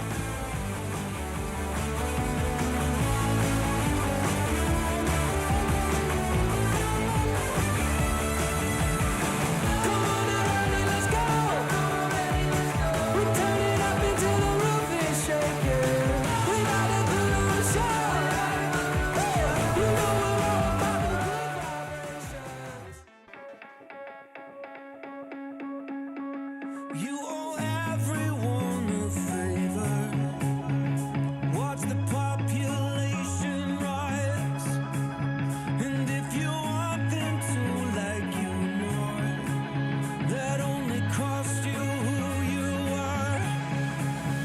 Keep away from the ground.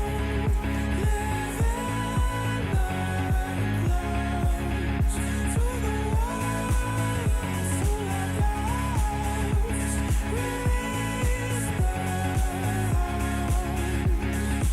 I've been thinking lately about the writing on the wall, how I died for your approval, like this for far too long.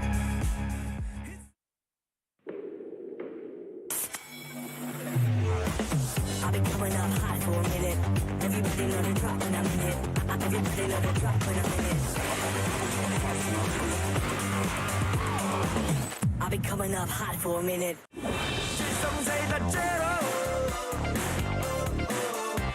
그래 걱정 빼고 고민 빼고 망설임 빼고 This is zero life.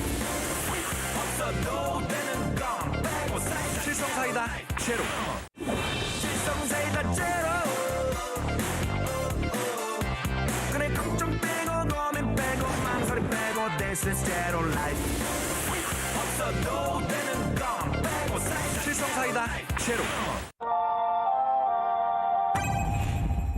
상큼함 맥스, 칼로리 X, 맛있는 탐스 제로. 요즘 제일 탐나는 제로, 탐스 제로. 같이 떠나볼래?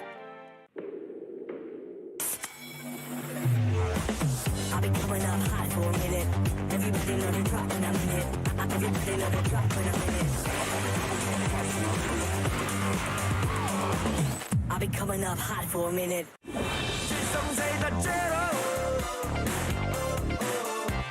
그래 걱정 빼고 고민 빼고 망설임 빼고 This is zero life. 없어도 되는 건 빼고 실성 사이다 제로. Some say that zero. 그래 걱정 빼고 고민 빼고 망설임 빼고 This is zero life.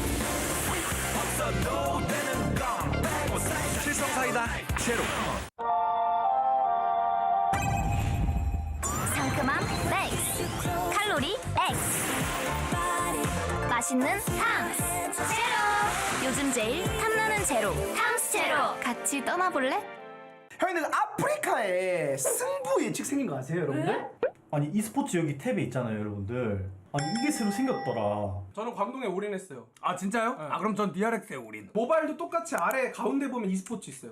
잼이라는 포인트가 있어요. 아프리카 내에서 쓸 수 있는 재화라고 생각하시면 돼요. 잼을 사은품으로 교환 가능하다고요? 이 잼으로 응모를 다 할 수 있어. 키보드는 벌써 나갔네. 아이폰 갤럭시 탭. 아 이게 200잼이야? 교환까지 할 수 있으니까 형님들 아프리카 승부 예측 많이 사랑 부탁드립니다. 박수 한번 드립니다. Round of 20 group interview. 전역하고 우승하기엔 좀 이른 시간대라고 생각을 했는데 저에게 오늘 우주의 기운이 몰리듯이 이렇게 잘 풀렸던 것 같아요. 시즌2 한 10게임만 더 했으면 올라갔다. 이 정도 느낌이었던 것 같아요. 운만 조금 따라준다면 올라갈 수 있을 거라고 생각을 했었는데 와윤수 선수의 희생양이 돼버려가지고 진짜 많이 실망했어요. My GSL Season 2 performance was obviously not very good. I'm not sure what happened, but I think I was just playing very poorly that day. For whatever reason, I didn't warm up properly, and I wasn't playing my best. So, yeah, definitely not my best performance. 저는 성주가 이길 줄 알았어요. 연습도 잘 됐고 또 준호 형 상대로도 상대방도 좋았고 근데 준호 형이 그날 컨디션이 좀 말이 안 되더라고요. 아무리 조성주라도 그거를 감당할 수 없었나 봐요. I'm very confused because Hero plays so weird, but win every game. I thought Maru would win, but Hero 4-1 and destroy Maru. So, but I can't copy Hero. His style is too different from mine. 들리는 바로 그냥 준호 형이 저도 압도적으로 잘한다 해가지고 아 그나마 레이너? 아 그 아스테레아 되게 잘하는 것 같아. 토스의 그 사기성을 되게 잘 이용하는. Rainer, 100%. I think Rainer champion. Really? Wow. He's number 1. GSL coming. He's best player here. 사실 그 사례들을 이미 몇 년이 되도록 너무 수많은 선수들을 많이 지켜봤기 때문에 항상 지금 되뇌이고 있어요, 하루마다. 저는 아마 그렇게 안 될 거라고 봅니다. 박명호 선수와 스파링하기, 강민수 선수와 토론하기. 저는 그냥 한 대 맞고 말래. 아니 그게 한 대만 맞고 설마 했어요? 죽일 정도는 때리진 않겠지, 형인데. 맞아봐야 정신 차리는 거죠. 영우랑 스파링하기? 저랑 영우랑 요즘에 메이저리그 있잖아요. 그걸 같이 보면서 막 항상 토론을 해요. 야구 보면서 더 친해진 것 같아요. 스파링에도 갑자기 안 때리고. 그쵸. 저를 지금 너무 좋아하고 있어가지고. 근데 저는 민수랑 토론하기가 더 나은 것 같아요. 민수는 걔한테 정색해버리면은 바로 그냥 조용해지거든요. 저는 좀 민수를 다루는 법을 알아가지고. I think Solar. I don't want to fight Dark. I think maybe die if I fight with Dark. You scared? Yeah, maybe talk with Solar all day and fall asleep. It's okay, but fight with Dark and maybe die. Maybe not okay. 저 시상식 때 사진인데 저 때가 그 e스포츠 26년 대상 받았을 텐데 저 때 성주가 아무 짓도 안 하다가 카메라가 오니까 저러더라고요. 제가 좀 동생들한테 좀 편하게 하는 타입이거든요. 그래서 유독 더 그런 게 있는 것 같아요. 저는 저 뿌듯한 게 협회 시절에 이제 좀 두각을 나타내는 신인들 데리고 하는 인터뷰한 건데 아마 저거 제가 마지막일 거예요. 전 저거 되게 하고 싶었는데 했어서 되게 좋은 기억이 흑역사는 아닌데 Me and JyuN, number one 친구. There's nothing to explain. He is kind and funny and same team, but he's also very, very quiet, I think. Nothing to bother being with. Just quiet. 아, 이거 봤어요. 일단은 그 당시에 이 사진 말고도 엄청 뭐 캐리커처라든지 자화상이라든지 많이 그려주신 분들이 많았는데 다 진짜 너무 만족했던 것 같아요. 이렇게 목이 졸렸는데. 네. 성주가 이제 TSL에서 또 만나게 되는데 성주랑 그때는 이제 현피라고 하더라고요. 자기를 이기면.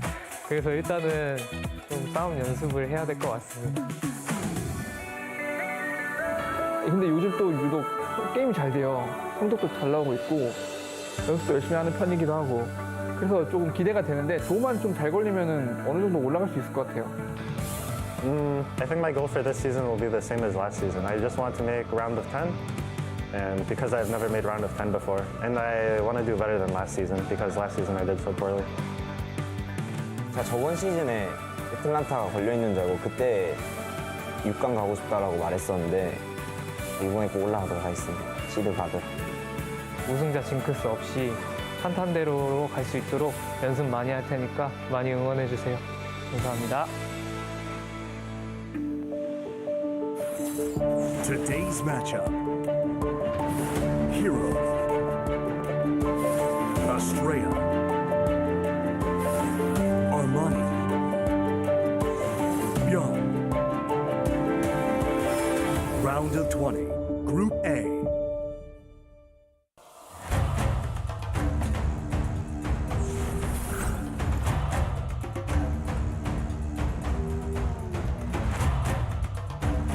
Music, man. I feel like we're about to sacrifice somebody. Like, kill the loser of the group. Welcome back, everybody. We're going to be going into our third best of three shortly here. That'll be Hero versus ByuN, which should be really exciting. I know ByuN looked crazy strong in that last series against Armani. I don't think it's going to play a role though here against Hero. I do think Hero is on a completely other level, and I think obviously with the last season finals and him winning against Morrow, he should be able to beat ByuN in a best of three. Yeah, I think you're right about that. I mean, Hero is just playing out of his mind, and he's really doing things that a lot of people didn't think was possible with Protoss in a variety of matchups. I mean, the way that he redefined PvZ has been insane. Like, some of the builds he brought out in the GSL finals against Maru, especially that one in game one. That was so sick. That gold. was like the dream scenario. And Artosis and I had no idea what was going on until the game was done because he kept making all these crazy pivots in his decision-making and the way he chose to handle that. Look, I think ByuN's good. I think maybe he can take a game, but I think this is very likely a 2-0. I'm inclined to agree with you. I mean, Hero's just been showing some really impressive play and really refreshing play as well. I mean, it's so great to have another Protoss player on top after 5 years of GSL going out without a Protoss champion. I mean, some of the builds that he comes up with and the way he executes them, it's just like, you would think about it like on paper, maybe this doesn't make sense, and then you see him actually do it, and it's like, wait, no, this is actually fantastic. He's the Protoss's Protoss. You know, I think for a little bit, a lot of the Protoss players were almost trying to be kind of like those innovation-style Terrans. You know what I'm saying? Where they're like just play like TY. They were a bit rigid in their form, and you know, Protoss historically, going all the way back to like even before Brood War with like just StarCraft 1 vanilla, they were I want to say a creative race. You could say cheesy, and yeah, there is a lot of cheese they can do, but there's also just a lot of ways you can approach it because of the branches in the cybernetics core tech, because proxying is so available. And I think in the last GSL CODES finals, what Hero really showed everybody is that you can think about the matchups in an entirely different way. You can come at it from such a different approach. Right. It seemed like a couple years ago, it was like players like Stats sort of led the charge on like, okay, here's, you know, super conservative Protoss play. This is the way to do it. You can kind of be like a Zerg or like a Terran that's just macroing, and you're going to get your moment when you get to your tech. Hero has taken a very different approach where he leans on the opponent constantly. He has violent tech switches. He is completely fine with bluffing or skipping tech altogether. Yeah. And the way that he changes his playstyle up from game to game in a best of X series too is phenomenal. I mean, he really keeps his opponents on their toes. He can do pretty much anything. Like he'll go for, like again against Maru in that game #1, taking gold bases from the start of the game, building a gateway on the low ground outside of his base, like crazy techniques like that. I mean, he's just playing on another level. It feels like he's also thinking about every matchup on another level, and I can't wait to see this matchup against ByuN, because ByuN's another one of those Terran players that likes to think outside of the box. He plays by the beat of his own drum, and you know that he watched that match against Maru to prepare, and you know that he's going to try and find some way to maybe take the tempo advantage and maybe catch Hero off guard. Yeah, let's see what happens. We're going to go to Stargazers. What a great map name for this tournament. For map #1, Hero vs. ByuN starts now. Again, the winner goes on to the round of 10. Let's see who it is.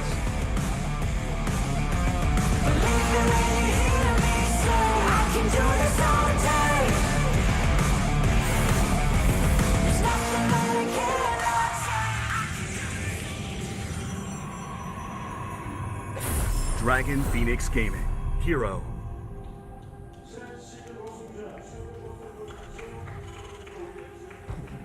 Oh, we already have a probe on the map. I saw that, yeah. Pylon Scout, I think? Pylon, yeah. Shopify Rebellion. ByuN.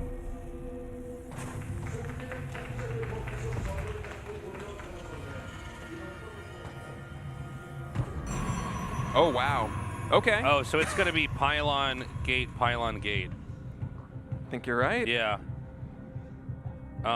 Max Packs build here.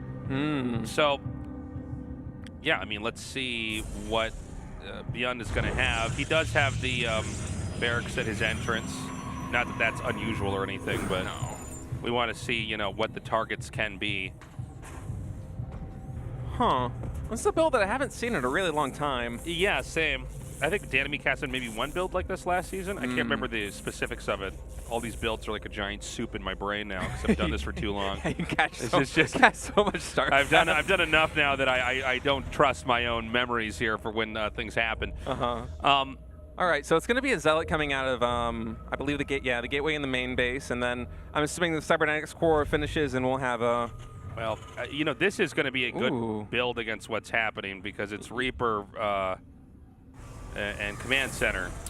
Yeah, I quite like this here for ByuN. I mean, most of the pressure is going to be on the wall, but I mean, worst case scenario, I think for ByuN, you're losing your supply depots, right? I don't think it's going to be the end of the world, especially with the factory coming in and with a backdoor expansion like this. Unless there's something that I'm missing. Again, this is the first time we're seeing this map here in GSL, Stargazers, so a lot to learn. That's right. This map does have a star on it in the middle, if you notice. In the map's belly. In the map's belly button, if you look closely. Belly button's a starfish. All right. Well, being able to deny the second depot is actually pretty good. Yeah. So, I mean, this is what this is engineered to do, right? Is to come in here and start to kill SCVs as they have to kind of sandbag the progress at the entrance. The Reaper's going to come up. Obviously, the Stalker can hit that as well. Two SCVs already going down here for ByuN as he's going to have to repair. Try and salvage this situation. Whoa, almost loses the Reaper. Yeah, he's going to have to pull that back. A lot of damage there on the Reaper. Actually, the Death and the Stalker coming in. And man, this is more damage than I was expecting to come in. Yeah, I mean, I think the fact that there's two Stalkers here, the Marines can't really get close either. Well, I think you have to mine this little patch to take the indoor expansion. Oh, can he actually? Oh my God! He's gonna sacrifice it. Yeah, it's fine. It's probably still worth it, to be honest. I think it is. He still has position here on the top of this ramp. You know, with no medevac out, by the way, every damage on the Marines is permanent. Okay, so like even when they just come out and try to run away. Oh, dude. Oh, that's big. Dude. This is crazy. We have two more SCVs solo on HP. The Adept can still spot here. Oh my God, he actually doesn't gets all the way in. Hero suspects it's a trap. He's like, I'm not going in there. I don't trust this. Man, this is a ton of damage coming in by Hero. I was not expecting this to have so much tempo. I think he can keep going here too. Right. Oh, I guess he's not. He's going to back up here. But there is a Robo finishing. He could actually get a Warp Prism and then just drop into the expansion. He did see that the CC was being taken there.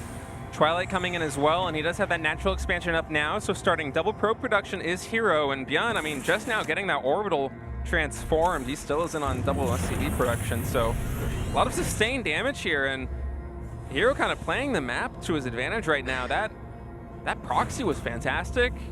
ByuN caught unaware and loses a ton of SCVs.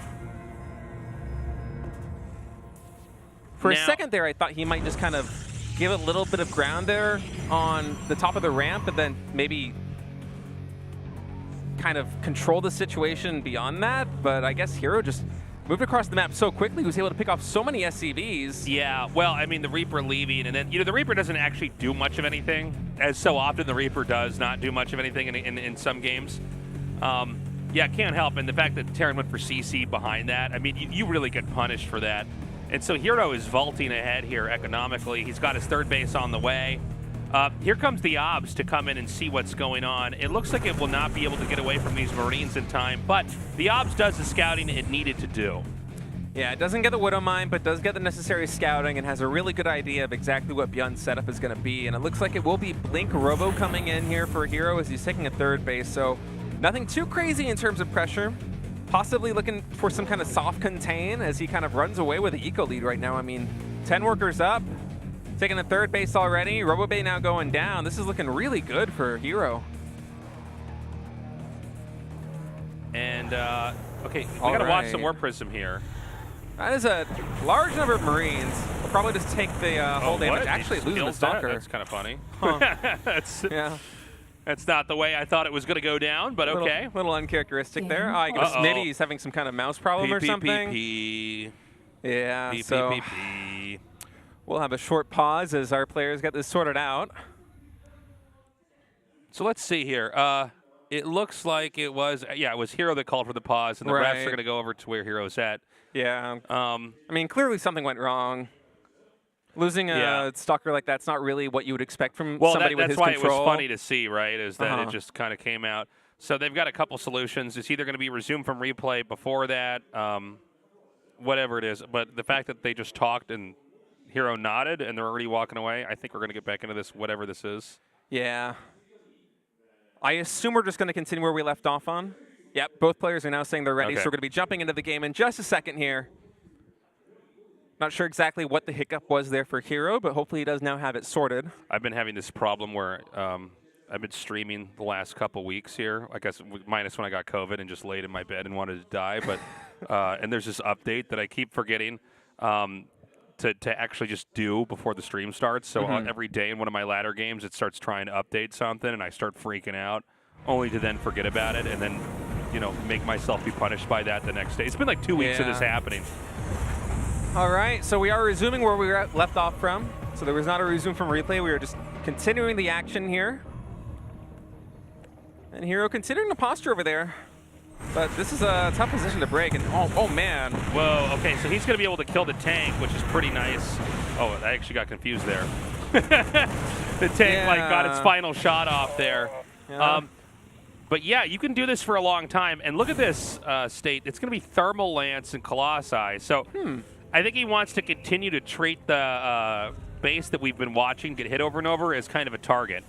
I think you're right about that. And also, I mean, ByuN just in general is such a Marine-heavy Terran player, more so than other Terrans that we see in the GSL, that the Colossus actually pulls a lot more weight here against him than it would against other Terrans. So I like that selection out of Hero. Not something we see from him too often in PvT. Oh, getting the Raven will be huge. That's a nice pick off there. It didn't even get any turrets I didn't even know dropped. the Raven was on the map, man. Yeah, he's had that for a while. Yeah, they just popped up on the bottom of the screen and almost startled me. That's like a jump scare. Yeah, the jump scare Raven. Yeah. So, I mean, that's a pretty big catch there, especially against Colossi, where you want to try to disable them as the push comes out, or as you were pushing them. I didn't even think about that. Yeah. That's a critical loss there for ByuN. Not really getting any advantage right now as Hero's taking a really strong position here in game number 1, just continuing to power up. He's adding 3 more gateways. He's getting Zealot Charge. +1 ground weapons in position now as well. And ByuN, he's kind of on the back foot. He has to play defensive. He has to try and get his army up to a position where he can contest here with Hero, and I feel like that's still a couple minutes away. So him bleeding units like that Widow Mine and the Siege Tank there at the natural expansion is really tough. And it looks like after clearing that hallucinated Phoenix, he may be going for a drop. I'm not sure if he's second guessing himself or what.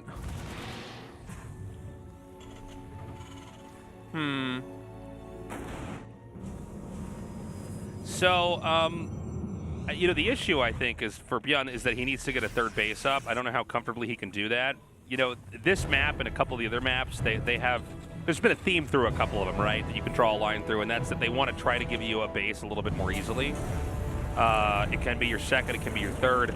But, you know, right now, Hero can put pressure on this base that's being landed here right now, and there's not a ton of great defense here. Right. He doesn't have too much here, though. Just a handful of Stalkers, and I think ByuN might move all the way out and try and clear this gateway, but perhaps that is a bit too ambitious, as Hero's actually going up to 4 Nexuses now, adding even more gateways. Yeah, he's just going to keep matching every new base there. He's got, what, 3 Colossi here with Thermal Lance stun. He's getting the Templar Archives. It's looking really good. Yeah, I feel like Hero's getting into a better and better spot. And, you know, there's a point in time where it's like you've got the Colossi and you've got Storm against a mostly Marine, you know, unit comp. I guess the final thing you could get would be a Disruptor or something like that. But he kind of has it all, you know. Nice scan here. Going to spot the Templar Archives, but ByuN already did have a Ghost Academy on the way.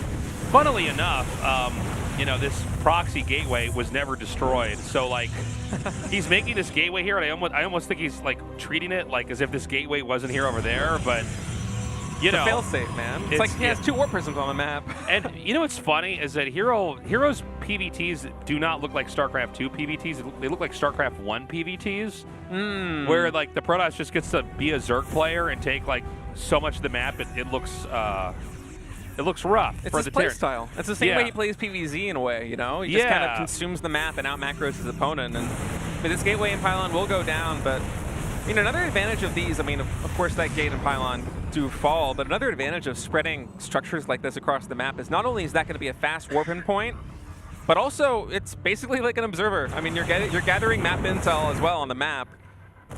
And, yeah, I really like what we're seeing out of Hero, man. His PVT is just rising up. It's funny watching a player not only reinvent one matchup in PvZ, but also kind of doing that in PvT as well. Well, it's almost disgusting, right? Like, he's got the gold base down here. I'm like, can you stop this? This is crazy to me. Yeah, I mean, look like, at his how army much he has. differential. That's like, just so much Protoss. Here's how you beat Terran. Man. Have you tried doing this? Protoss players? Yeah, Are you taking notes? Caught completely out of position with a large bio force there in the main base, perhaps worried about that natural expansion since this is insane, State. This is the first half of the War of the Worlds movie. I can't even believe this. Look at this. Yeah. Oh, yeah, send your whole army at me, LOL. ByuN's just getting melted right now, man. Yeah. Hero just riding that early advantage to a really clean win. Man. Consuming the map, taking the gold base. Really, ByuN was just in his base that entire time and never had any opportunity to push off his third. Yeah. Hero just outclassed him. That was something else. That was insane, man. Kind of a reminder of why he did win that last season. Yeah. You know, we were talking for most of the last season about how really there's no Zerg that can take on Hero. Apparently the real story was that there's no Terran. So it is a best of 3, although I got to say, you know, what a different experience it was watching Armani and ByuN, and then watching ByuN play Hero. Yeah, it's almost like we got some tears in terms of these players just pounding down on each other. We're going to be going on a moon dance for map number 2. My favorite kind of dance. You guys know the moon dance. Come on, guys. I feel like the map names are really especially good this season. Well, I also think StarCraft maps have historically had pretty bad names. They're getting better, though. They're getting better. Hey, all the players are getting better. Our casting's getting better. The map names are getting better. We're on the up and up here, guys. Game 2. Right now, Hero with a 1-0 lead. Let's go.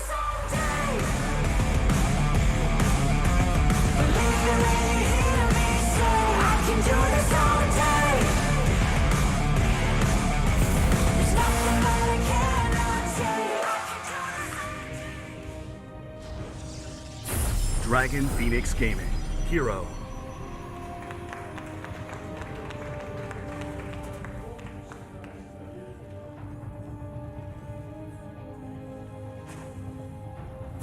Shopify Rebellion, ByuN.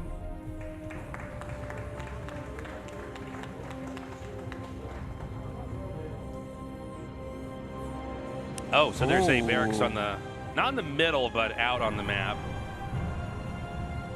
I guess this is ByuN's, this is his way of sort of trying to take the initiative early on. Now, I gotta say, this is not close to Hero. No. So, I don't know how much of a rush this is. Is it maybe just a confusing opener for the Protoss to encounter? Well, the Reaper will get there. Actually, 2 gas opening from Hero as well. Huh. This is interesting. Yeah, so ByuN's Reaper will get there about 4 or 5 seconds faster than would otherwise. And we have a 2-gate. So this is funny because, oh, I'm sorry. What am I talking about? We both decided that. We're like, yeah, this happens all the time, right? I was really, Sorry. I mean, it's already unusual that he's going for so funny. For 2 gases, and then we saw that gateway and he just didn't actually quite put it. He's making sure that the wallet is correct. He's checking the shape of the wallet. It's like a measurement trick that people do. Yeah. So funny.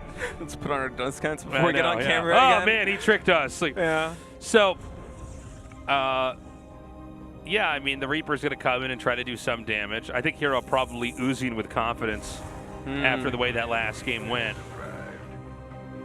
Yeah, Reaper is coming out now for ByuN, and that will get there a little bit faster than usual. It's already halfway across the map, and this will be a factory and a tech lab coming in, so this is not really in a position for these structures to trade add-ons, so I'm wondering if we're going to be seeing Marauders here, and yeah, I guess that's what it's going to be. Marauder and potentially Cyclone, as Hero with some nice micro, not going to lose any probes. So this fast Reaper, and yeah, it's going to be concussive shell. Oh, that's so funny. I thought it might be this. Huh. Okay, so the concussive shell, that's not a new idea. Normally, I feel like the barracks is much closer if this is going to work. I think Hero either scouted this or he has a very good read on what ByuN's game plan is, because he's going Stargate, and if there's one thing that's good against Marauders, it's flying. Yeah. Like one Void Array. It's the sky. And he's making Adepts as well. These aren't going to take bonus damage from the Marauders. These are going to murder the Hellions. Yeah. The idea here is that the concussive shell, let's say there's a stalker out, it hits the stalker, and then the Hellion and the Marauder basically kill it off before it escapes. And you kind of drag the Protoss into a loss here. Yeah, I'm not sure what intel Hero has. I honestly didn't notice whether or not he got a good probe scout in there early, but he has the perfect reaction to this. I mean, 2 Phoenixes are almost already out. If he gets past this one little dangerous spot here with these 2 Adepts, and you see it's only going to take them 5 shots to kill one of these Hellions, and now the Phoenix is coming in. Dude, he is so on top of it.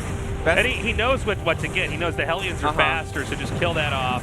Yeah, I mean, what are these Marauders going to do? They're going to clean up one more Adept. They might get this probe here with the concussive shells, but once this next Phoenix comes out, there's only 1 Marauder left, and I guess a 3rd one's going to come down from the bottom, but I mean, this isn't the kind of damage that you need to have done. Yeah, I'm liking this for Hero. I mean, there's a little bit of an awkward situation now as all the Phoenixes are just waiting to gather more energy. They need more energy to do this. The probes are going to kill off that 1 Marauder. 6 kills here on Workers. Not too bad, actually. Well, I mean, Hero's still ahead in Workers right now. The command center is, I guess it's just now finished, actually, over at this other base. But keep in mind that, you know, no Marauder is leaving to go back home, right? So there's going to be a lot less defense. That barracks in the middle of the map is going to be relocated into the main, but it does seem like these Phoenixes could be made in a few more increments here, and then he can start killing SCVs, right? Yeah, I think ByuN right now just has 1 Cyclone on the map. About to be 2, but he's going to have to rely on turrets to really kind of stem the tide here and prevent any additional harassment and coming in for these Phoenixes. And Hero, after all that, ByuN did get more worker kills than I think either of us were expecting him to get.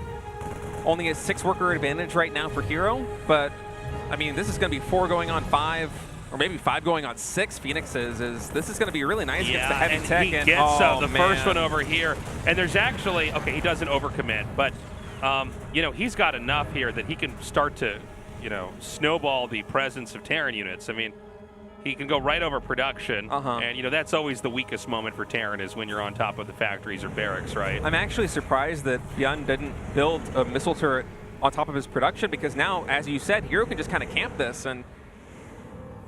Yeah, and I mean, I guess he's waiting for the other Cyclone here.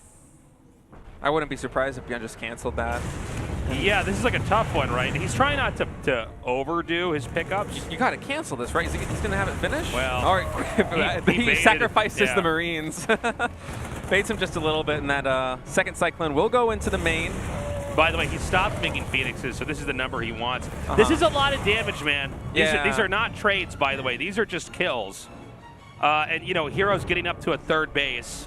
You know, this is ByuN on 2, right? Well, yeah, he is. Think about the infrastructural kick-in when that third base is mining and how many Terran units have been picked off, which I don't even know. I haven't lost count at this point in time. It's a lot. But, you know, Marines, the other Cyclones and everything. 4 more gateways coming up here. Charge is almost done.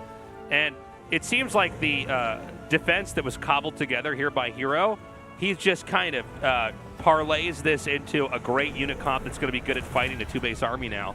Yeah, ByuN is finally stabilizing, but I feel like a lot of the damage has been done because ByuN, you go for a build like this and you kind of want to take a tempo advantage with it. You kind of want to get a lot of damage in. You're hoping that your opponent maybe has like some stalkers that you can pick off, some high-value units. You're hoping you can get more probe kills. And none of that really happened. I mean, yeah, he did get a good number of probes, but all the extra damage that Hero got in makes me feel like this is worth it. And I feel like ByuN right now really needs to make something happen with this army that he's building, but Psystorm is already in production here for Hero. I mean, Psystorm against this army that's relying heavily on the DPS of Marines to stop the Phoenixes from lifting up all of the high-tech units is going to be tough. I don't... Does ByuN even have a starport out? It does... Does ByuN even have a third CC that started even? I don't think so. This is looking more and more like it's going to be a 2-base push. Yeah, which, I mean, that's a very ByuN thing to do, right? And that may be the only way to play this out after the, you know, bust opening that he tried to do that just didn't really go anywhere, right? Yeah, I think it'll be a 1-1 timing, but Hero going for Storm... Oh, he does. Okay, he does have the starport. I believe those are the first 2 medevacs coming out, if I'm not mistaken, but... Yeah, he desperately is going to need these if he's going to push when +1 armor completes.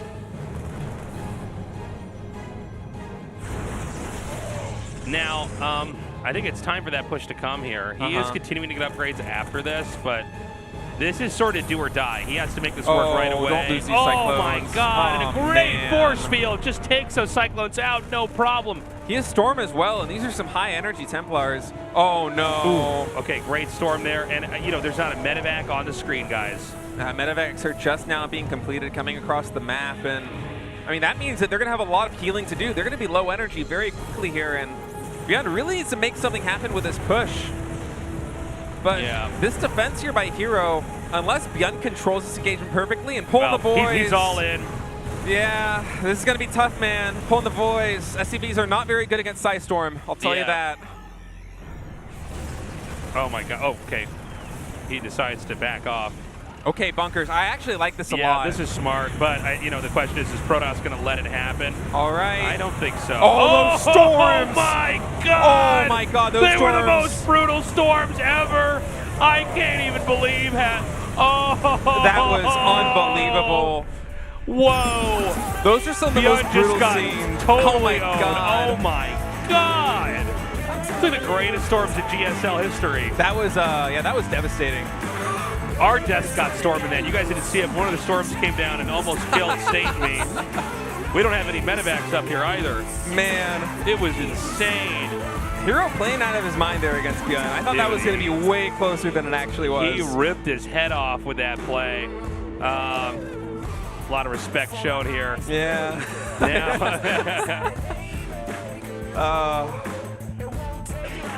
Man, what a killer move there by Hero. He just played that second match perfectly. That was just superb. I mean, everything from the Phoenix opening and the Adepts. And then getting enough Phoenixes to do some damage, and then going right into Psystorm just on time. Yeah, that was just flawless execution. It was perfect. It really was perfect. You can see the frustration there on ByuN's face, but I mean, even he has to appreciate what a stomping that was there with the storms. I mean, it was like just, it could not have been better. That's an insane moment. Okay, so we're going to go to an interview now with CEO in this picture, Hero. See how he's feeling. He's the first to advance. Yeah, man. 네, 프로토스의 영웅 And 김준호 Hero, the 선수 pro player, is the first 징크스를 player to 맡았습니다. advance out of 바로 Group A to the round of 10. 축하드립니다. Congratulations. 네, 감사합니다. Thank you. 자, 김준호 선수 우승자 징크스를 Hero, 맡았습니다. there was 조 no 1위 10강 GSL 진출을 champion 이뤄냈는데요. jinx for 먼저 you. 소감 어떠신가요? You did not fall victim to that 일단은 curse. 말씀하셨듯이 How do you feel? 우승자 징크스를 굉장히 Well, like 의식을 you just 많이 said, 했어요. that, like you just said, I'm pretty well aware of the jinx that is happening 게으르지 in GSL. 않고 엄청 열심히 했는데 So I tried really hard in my practice, 나온 것 같아서 and I think that 너무 showed in my 뿌듯하네요. match today. So I'm really happy. 참 불블러시를 잘 막았습니다. You're 이후에 able 또 to defend the rush so well. 폭풍 샤워까지 And then in the end, you were able to 소감이 어떠실까요? pull off the Sonic Storm so well, so immaculately to destroy the whole army. 온라인에서 많이 지기도 했어가지고 I mean, I did lose to ByuN a lot in the online matches, so I was kind of worried. 막판에 빌드가 좀 잘 짜지는 But today, I think my build in the last game worked out really well, so I was really confident. 때문에 오늘 And thanks to that build, 올인도 막을 수 있었고 I was able to defend ByuN's all-in in the last game as well. 아스트레아와의 경기도 이야기를 해보겠습니다. So let's talk about the match against Astrea. 공격적인 포지션일 때 참 강력하셨는데요. I mean, here you definitely shine when you're in the offensive. 트로피컬 세크리파이스에서는 In Tropical 아스트레아가 Sacrifice, 앞마당 심시티로 자원 우위를 지켜갔기 Astrea 때문에 was 따라가기 어려운 building 있었어요. expansion and 이 trying to get as much gold as possible. And in the first game, you lost to him, and then you said you were just like broken after the game. 털린 건 맞고요. And that's right, I was like broken in terms of mentality. 이길 수 있는 경기였어요. I mean, I was on the back foot, but it was possible for a comeback. I could have just gone for the rush, and then I didn't, and that proved to be my demise in the game. 제가 불리했지만 잘 따라간 거기 때문에. But overall, I was almost able to make a comeback, so I didn't, I didn't really break down that much. 몇점 주고 싶으세요? So, what do you want to give yourself in terms of performance today, like the rating? 솔직히 아스트레아와 첫 경기 빼고는 다 판단이고. I mean, apart from the first match against Astrea, I think everything worked out really well for me. 10점 주고. I want to give myself a 10 out of 10 for my performance today. 100점 만점에 100점이요. Yeah, so 10 out of 10. 자, 김준호 선수 경기 외적인 이야기도 Alright, so here let's talk about something outside the game. So last season has been a phenomenal run for you. So you're the first player to win the GSL after coming back from the military service, and also being a Protoss champion after so many years. So did you get a lot of congratulations and support from other people? Yes, I did. I mean, I rested for a long time before this GSL Season 3. And thanks to GSL, I was able to. I'm still able to continue my career, so I'm really thankful to GSL. 당시에 조성주 선수의 극후반 너무 어렵다 힘들다 고백을 So 했었는데. here you mentioned that the late game is already so hard for you, but you did defeat Maru previous season. 그대로 살아 있는지 So 궁금하네요. currently, what are your thoughts on the PVT right now? 저는 PVT matchup. 똑같은데 맵이 바뀌었잖아요. Well, I personally feel the same, but the map pool has changed. I'm not sure if I haven't adjusted to the 오기 전에도 map pool yet. 두드러 맞고 왔거든요. Before coming here, I got defeated by Bunny. I got smashed by him. So PVT still is hard, but I'm gonna try to work on it from now. 자, 그렇다면 김준호 선수 이번 Then Hero, 시즌도 우승이 this season is your goal to win the GSL again. 이번 시즌도 당연히 Of course, this season, 봤기 때문에 오히려 since I've already achieved it once, I'm gonna try to use that experience to try win the GSL this season. Please root for me.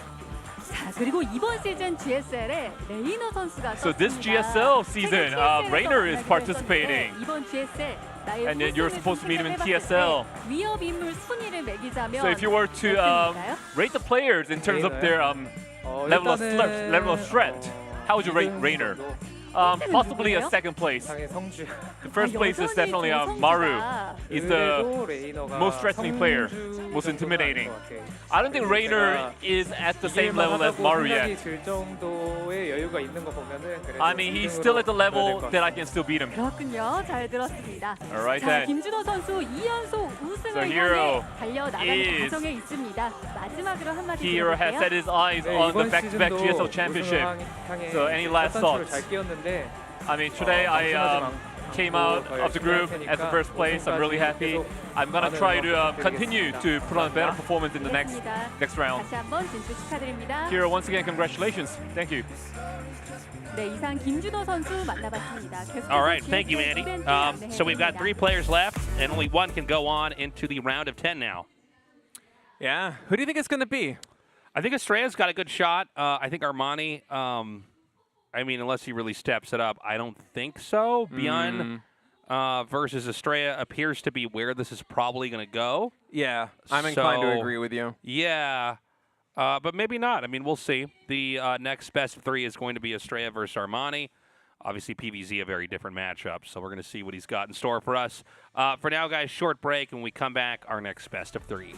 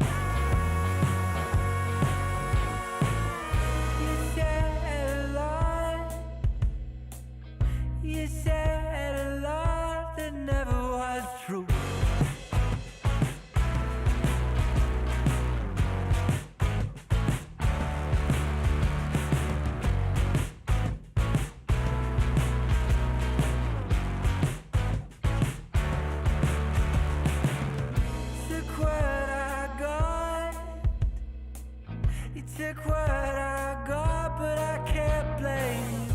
I'll fight it, I'll fight it. I'll use my hands, no knives, no guns. I'll fight it, I'll fight it.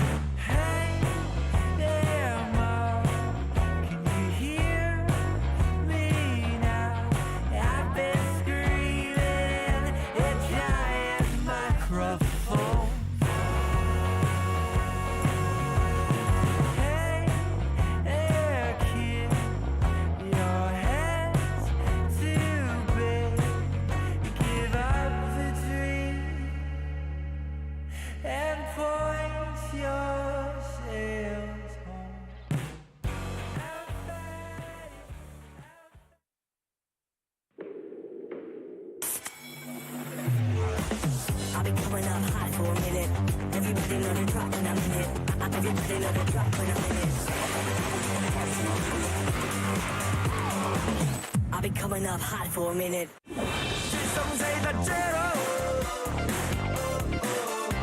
그래 걱정 빼고 고민 빼고 망설임 빼고 This is zero life. 없어도 되는 건 빼고 칠성사이다 제로. 칠성사이다 제로. 그래 걱정 빼고 고민 빼고 망설임 빼고 This is zero life. 없어도 되는 건 빼고 칠성사이다 제로. 상큼함 맥스, 칼로리 X, 맛있는 탐스 제로. 요즘 제일 탐나는 제로 탐스 제로. 같이 떠나볼래? I've been coming up hot for a minute. Everybody know the drop when I'm in it. Everybody know the drop when I'm in it. I'll be coming up hot for a minute.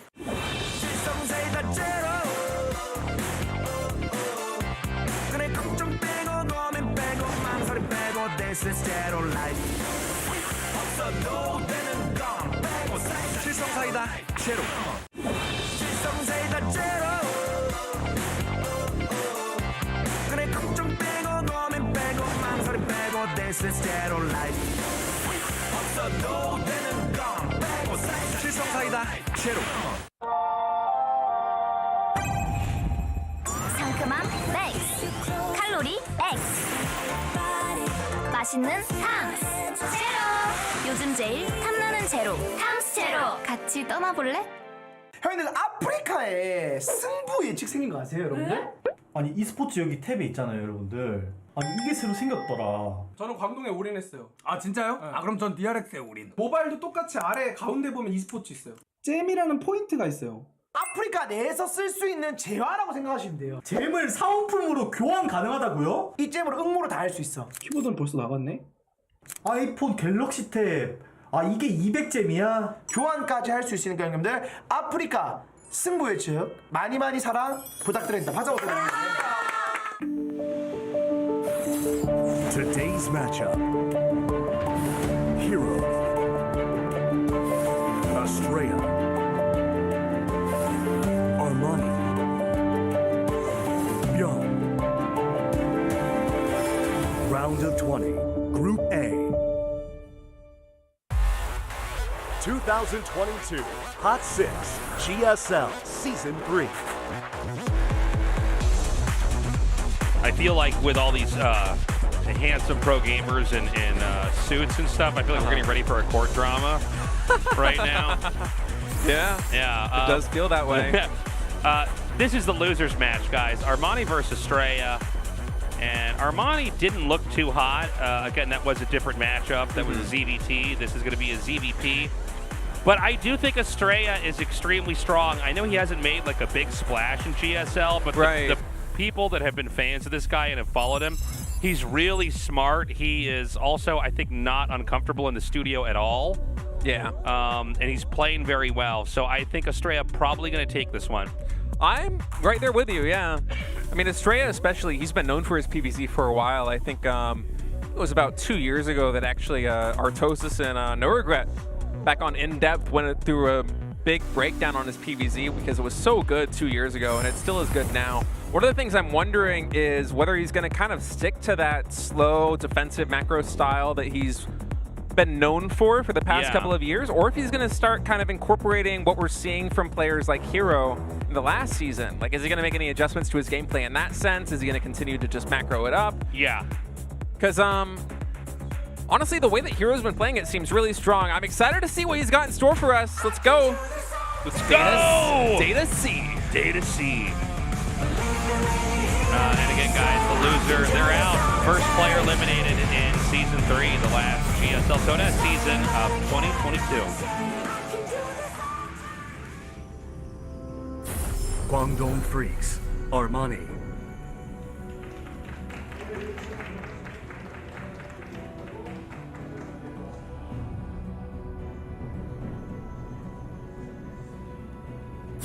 Alpha X. Astrea.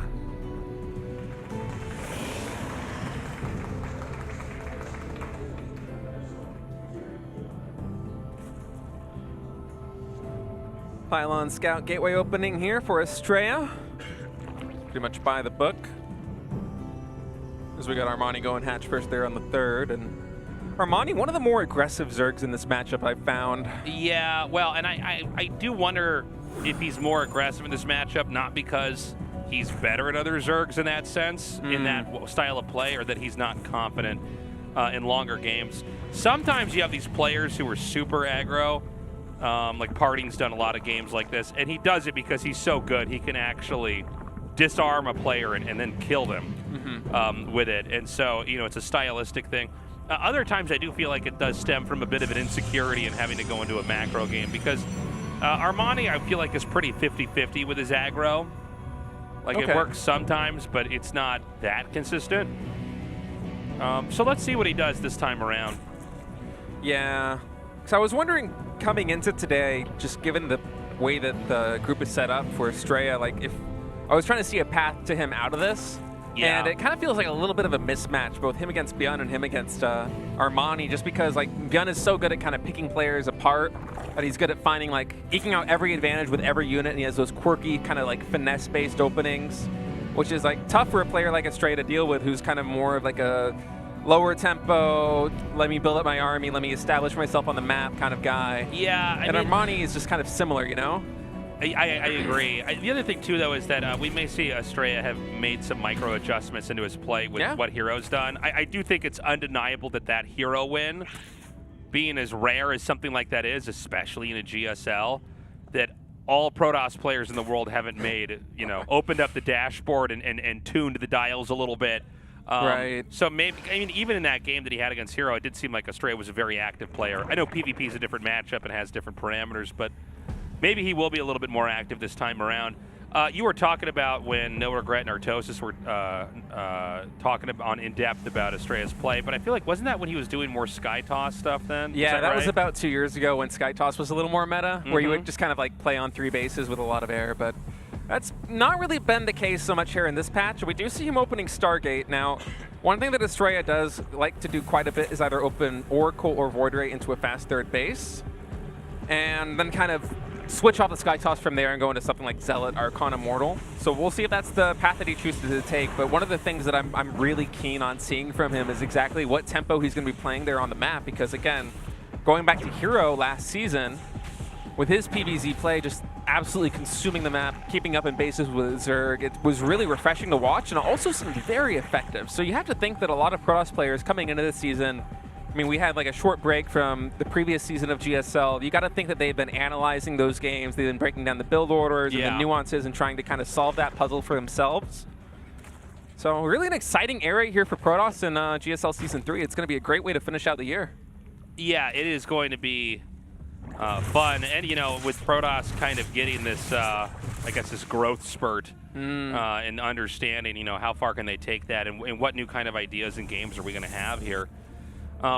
So it's going to be a third base steadily coming along here. It doesn't appear that either side has any ability to do any real damage to each other.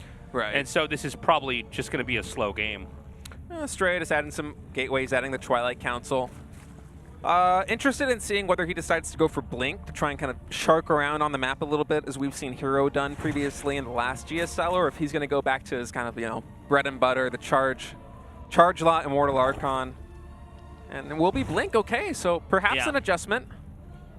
Yeah, I mean, let's see. I mean, oh, look, already stated this kind of sizing up to look a little bit like what Hero did, right? Yeah. The Oracle's roaming. Hopefully he doesn't lose any, because I do think it's important to keep as many around as possible. Fantastic, actually. And then the Stalkers coming, and the Forge as well. All this kind of points to that potentially quick fourth base into really heavy pressure onto the Zerg.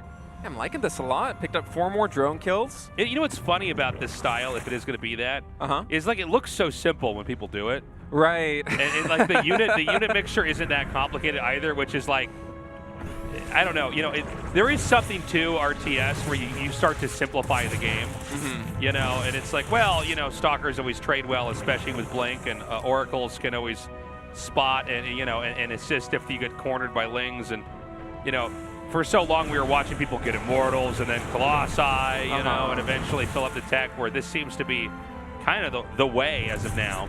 Yeah, and I really like it too. I mean, I like the shift in the meta. Just the games are so much more action-packed. Yeah. It's so much more territorial control. There's so much more violence, you know. It's not like one player just building up a bunch of Sky Toss and then Zerg getting Vipers and killing them. Dude, I'll tell you, man, it was hard for me as a caster when everybody was going Sky Toss. It was just very dull games. Yeah, hard for me as a fan too, as we see Armani trying to find something. He will get confirmation there on the 4th base, and we'll also stop this Stasis Ward from causing too much trouble there in the main. As Astrea's playing this really clean so far. I love it. Getting +1 ground weapons as well. The 2nd Forge, taking that 4th base, going in Templar Archives. Looking really good. This activity, I mean, even if he's not able to get a lot with the Stasis Wards, this is just annoying for the Zerg to deal with, you know? It's kind of an APM tax on him, and also pulling the drones away from the mineral line also costs minerals. I mean, a drone harvests about 50 minerals or so a minute. Look at that, man. Yeah. The big wall of 5 gates. So this is going to be full-on hero style. I like it. I love it. I want to see more of this. It's really fun to watch. Yeah, and I love that the gateways are there. It just makes this big barricade. Like, I don't have time for your counterattacks. Yeah. And so this is going to ramp up pretty quickly. Now, to be honest, I feel like we never saw anybody really deal with this style and stop it in GSL. But also at the same time, it was really only Hero that was doing it. Yeah, it was like Hero ran away with the show with it. And honestly, I mean, from when I was casting, that was the big narrative I was selling, was like, okay, he's changing this matchup, and then he ended up just dumpstering Mario, in the finals. And so I want to see what Zergs are supposed to do against this. And I kind of like seeing Zergs on their toes right now with, now you guys got to figure out how to do this. It's not just Protoss is passively playing while Zergs take the whole map and get death balls. Yeah, it's a reason why for a long time we had a period of very strong Zerg dominance in StarCraft 2 is because, I mean, when patches became less frequent, I mean, patches were always what shook it up for the Zerg, where they have to learn all the new timings, the drone counts, how to stop different pushes, and that kind of thing. Yeah. And then when that stopped happening, Zergs kind of solved a lot of the game. And now, with this new meta that we're seeing out of Protoss players, they have to kind of go back to the drawing board and begin to solve all these things again. So it's this big puzzle that not only are new Protoss players that are trying to emulate this hero style, trying to use to eke out wins while they can, but also Zergs, as you said, are trying to figure out what is the solution to this? Because so far it's only been Hero doing it, and he's only been winning. And there's people who've been grinding on ladder watching this, also saying, okay, how do I stop this? What do I do? I mean, there's a lot of different types of viewers for this show, right? There's fans of the players and the stories, but then there's students of the game as well who clock in their hours here to be like, all right, so what are they doing in Korea? And how can I take that and build that into my play? And here's that 5th base. Usually after the 5th base, that's when the Protoss player gets unleashed on the map. Right, 5th base is going to be critical here for Astrea, as Armani actually just sitting content on 4 bases and teching up to Hive. Is going Lurkers as well, so it seems like his answer to this low-tech Protoss kind of mass army response is going to be a really high-tech Zerg force. And I could see this being effective, but this might open him up to a really dangerous timing attack. Armani, a little bit of danger right now, man. These queens got caught woefully out of position.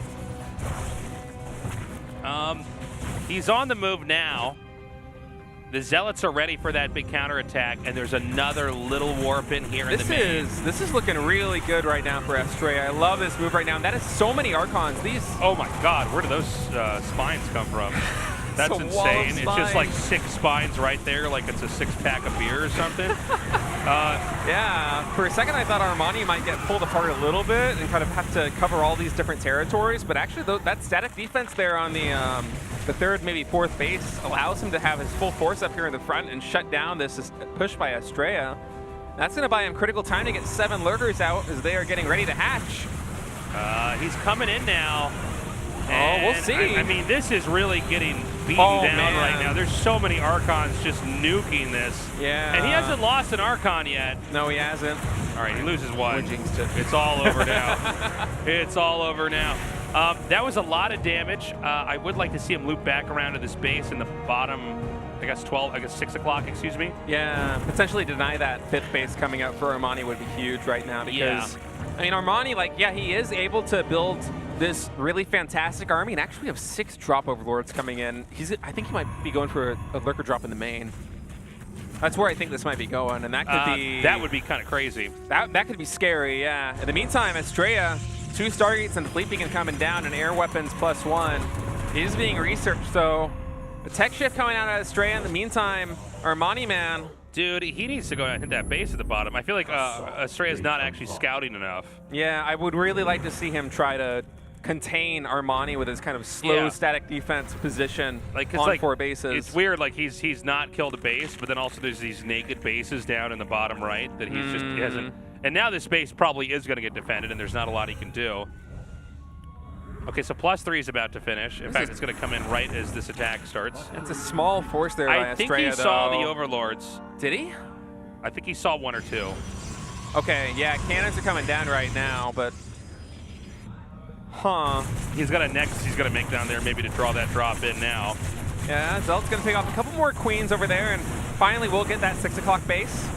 He's actually going to get some drones for the trouble too, but the question now is he going to be able to stop this drop coming into the main base? He will probably need to use a recall for this. It does show you why Niduses are so preppable to these big drops. They just it takes so long to get over there. Yeah. All right. A lot of Lurkers coming in. The cannon's finishing just in time, though.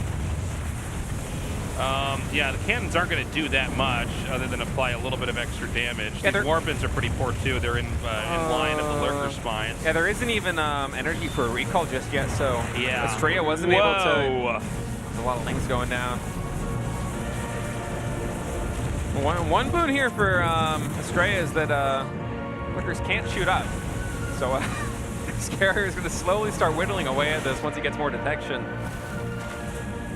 But, I mean, this is some critical tech that could be going down here for Astrea. I mean, this is 5 Stargates and a Fleet Beacon and more Lurkers coming into the natural expansion right now. And there actually are no cannons here, so this is quickly spiraling out of control as Astrea is going to try and apply pressure over here on the 3rd base of Armani instead. But that's just a handful of Stalkers and a couple of Templar. I'm sorry, where are the observers anywhere in this game? He doesn't have any observers. There's no Robo.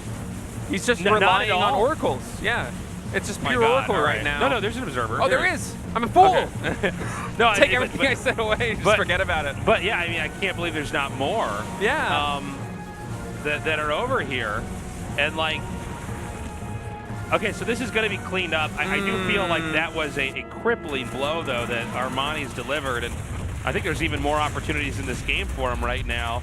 As Astrea's lost massive amounts of infrastructure. I don't know about the carriers switch. Yeah, I'm not sure about that either. I mean, maybe he was just gunning to go into Skytoss to try and deal with the Lurker army. Yeah, I think that this would have made sense had he like killed off the last couple bases and then like as it, you know, Zerg tries to go head to head and ram into the Protoss army, he switches into carriers. Instead, it was like kind of before Astrea got to where he needed to be, and now he's got this wonky, lopsided tech. Yeah, and now he's really on the back foot trying to deal with this force by Armani, and these Lurkers are just getting so much work done. A couple of them a little bit too far forward, but I mean, they kind of break open the hatch here, and Armani will get pushed back eventually as Astrea is going for a push now at the 6 o'clock and actually just powering through.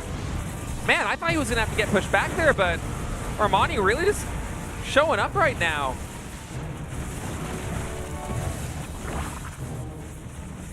And, I mean, where is Armani at as far as funding going? I mean, these 2 bases that he's kind of stayed on his 4 base, they're going to mine out soon, right? I mean, this is almost 15 minutes into this game. That is true. He's still on those 4 bases. I mean, that 6 o'clock attack was really good there for Astrea, but at the same time, he is also shutting down the economy for Astrea just a little bit. I mean, well, if he gets this base, that's going to be pretty huge. Although I see, like, what, just Archons and Templars? Like, that's probably never going to work. Close, though. Oh, man, 1 Templar here could have been huge. Yeah. I think Armani's probably going to close this game out. And it's funny because I feel like Astrea had a better opening, but didn't really deliver the final few steps. It is funny to see other people that are not hero try to use this style and then see where things go wrong. The drop really caught him off guard. Yeah.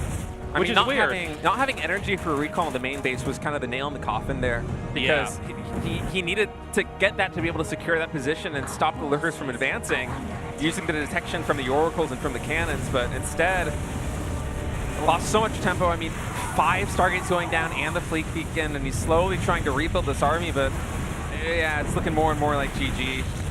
Yeah, these Hydras are going to be thinned out here. The Lurkers can be killed if they can't escape. But this is an uphill battle. I mean, 47 probes. This is like the only fully saturated base here for Astrea is all the way in the top left, and not a lot of probes there, and this base will probably be going down sooner rather than later. Yeah, it looks like it's going to go down right now. I mean, the probe just getting wiped. Yeah. Just a slow death here for Astrea, man. I don't know about the carrier switch. I just don't know about it. I feel like you're on 5 bases. You've got him on 4 to 5. All you had to do was kind of keep your advantage and then make... You know, I think a lot of Protosses have not gotten used to this, is when you can actually now get a massive lead in the matchup and make it their problem.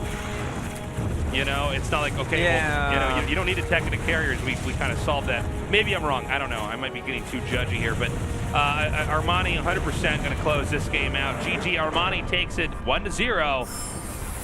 That was a close game, though, man. I really thought Astrea had the advantage. Yeah. I mean, Armani was kind of contained on 4 bases, but again, Astrea just caught off guard perhaps by that drop in the main base. It really so. took the wind out of his sails, and he wasn't able to recover. I mean, when you're going for a big tech switch like that, that's so much resource invested in not only the 5 carriers, but the Stargates and the Fleet Beacon. You're losing your main Nexus. All that money you spent on Static D was for naught because it just got completely wiped out, and Armani was able to ride that momentum shift into a really clean victory there, just kind of mopping Astrea up on the top side of the map. Yeah. Frustrating moment here for Astrea. Again, I think he could have had that had he had a little bit of a better sexton in the late game on how to navigate that shift to where it needed to go. We're going to go to Cosmic Sapphire for map 2. And let's see what Astrea wants to do. It seems like Armani really powered through that pressure, stayed patient, stayed on top of his game, got the drop, got the counterattacks in. Yeah. And even though it was rocky at the start, he managed to will his way through it. We'll see as we're getting ready to get this game underway. Astrea needs to win this next match or he is going to be out in the round of 20. A lot on the line right now. Yeah, he'll be the first player out in the round of 20. Rough way to go down here. And if we do have an Astrea win, it's going to be Waterfall here for map 3. Anyways, guys, map 2 has loaded up. Let's go.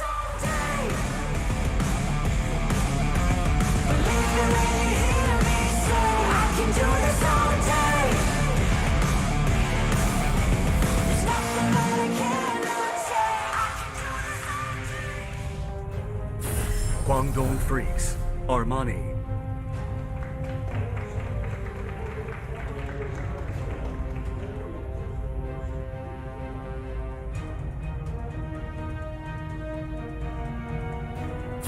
Alpha X, Astrea.